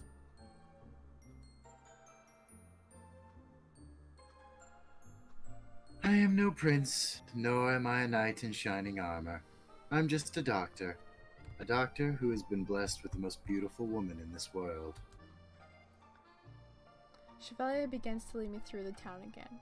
He's one of the only constants in my ever-changing life. He's the one that will always make me smile, and we share a burden, the burden of a friend's death. He is more burned with nightmares than I am, and while I wish I could do more to help, I can at least listen to him, just like he listens to me. No matter the burden, it can be overcome. Set. Yes? More than anything in this world. I love you too. We share one kiss, ignoring the spectators in town with a shared smile. Then we follow after Emmeline.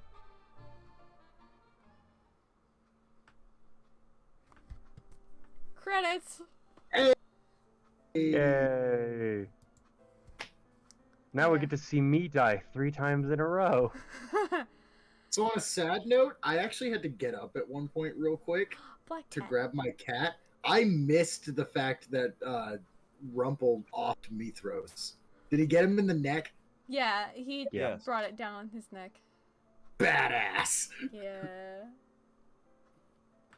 Luna's a lurking. But hey, at least...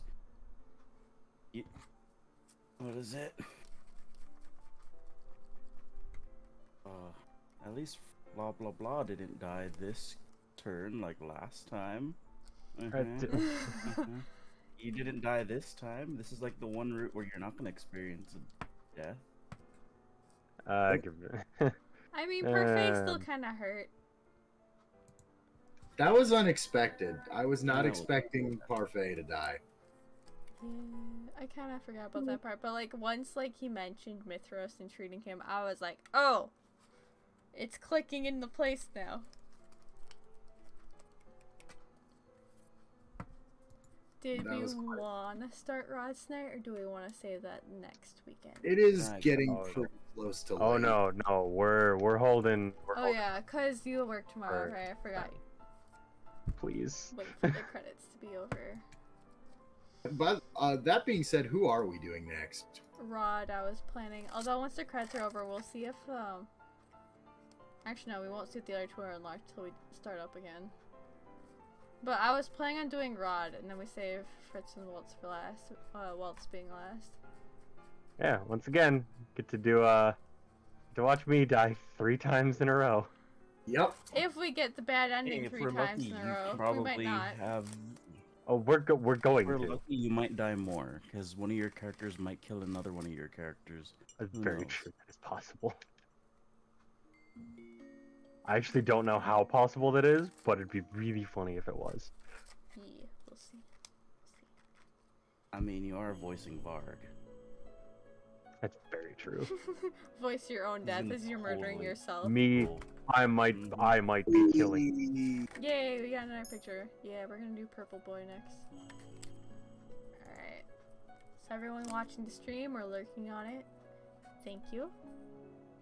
I don't remember how many followers I'm up to now. I think 47. Technically, I need 5 more because my 2 mods don't count before I hit affiliate. You have 46, so 44. You need 6 more. Okay, 6 more. Okay. I thought it'd be 47 since they are followed, but we'll see. Alright. Closer, I might have just updated. closer and closer to the goal. Yeah, alright. Oh, Ending screen 47. here. Nope, you need 4 more. You need 5 more. 47 on my screen. Okay. End Yeah. stream.